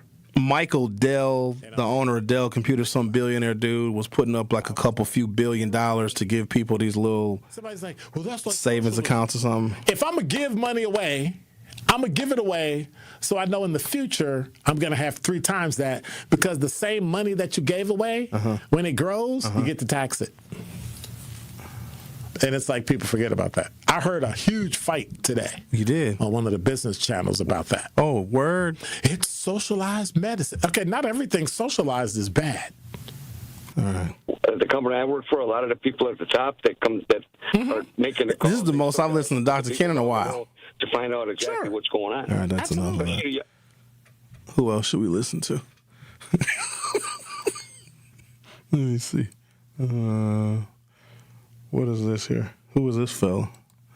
Whose show is this? They always use the American name, first name, but the last name is their ethnicity. Oh, my God. But, Rick, you missed this yesterday. I just wanted to. Listen to this. Listen. You ready, Rick? On to Ling Ling. Hold on. Listen, Rick. Linda called yesterday from the nail shop. Okay. Black women in childbirth. And I wanted to talk to one of the ladies that works at the nail shop. Kelly, who for the last 9 years has authored this bill and trying to protect black women in childbirth. Baby, Lord Jesus, and then just. Linda, before you go on to your next topic, I want to give you a chance to catch your breath. Will you give Linda? Hold on. Elaborate on the F-bomb. I did research. Please don't on that one. Please don't give us any information about the research on the F-bomb. Can you give your phone to Ling Ling? Can you give your phone to one of the ladies in the? Linda, listen. Give your phone. I want to say hi to one of the ladies in the nail shop. Just give your phone to one. Say hi. Say hi. Say hi. Hi. Hi, how are you? How are you? I'm good. I'm good. How are you? I'm good. What's your name? My name's Jenny. Jenny. It's nice to meet you, Jenny. Thank you for talking to me. Okay, nice to meet you too. Okay. It's a Black Talk Radio station. I promise you, her name ain't Jenny. I assure you, her name is nothing even close to But Jenny. it's the last name. You know, they always use the American name, first name, but the last name is their ethnicity. Okay. But I just wanted to show, just to share. Oprah did a special on the F-bomb because she used to use it so much, and so she got a linguist in. What's up with her obsession with the F-bomb? She kept bringing it back up.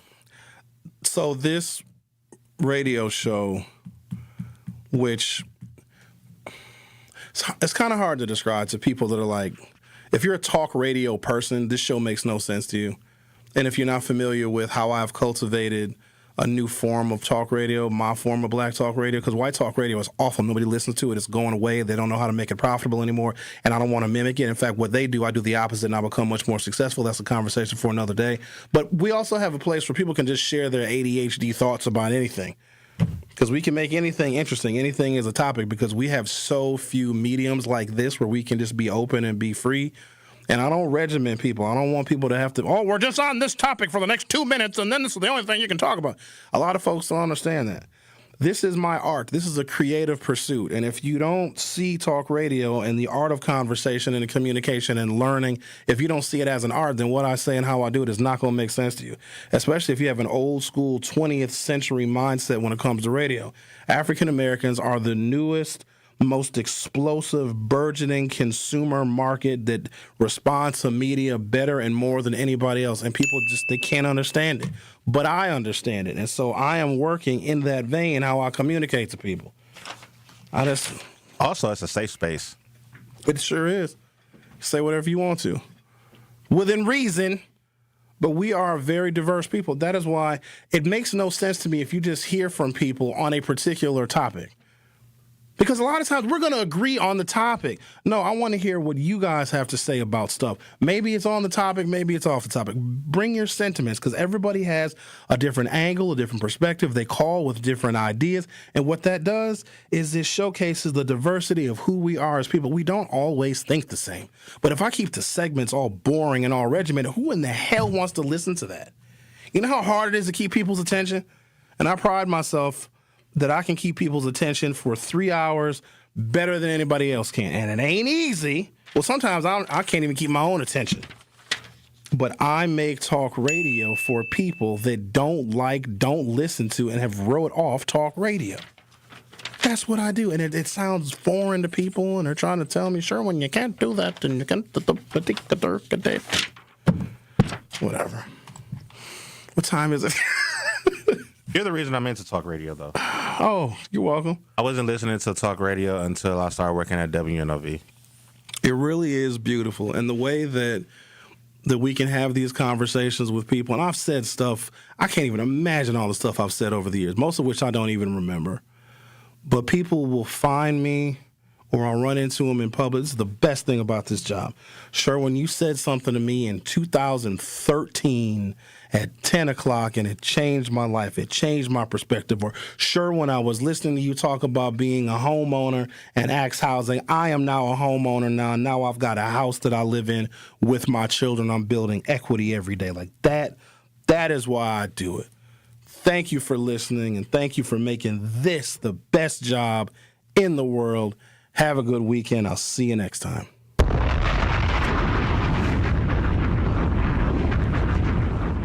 The revolution starts in our mind, right? You know when Gil Scott-Heron said the revolution won't be televised?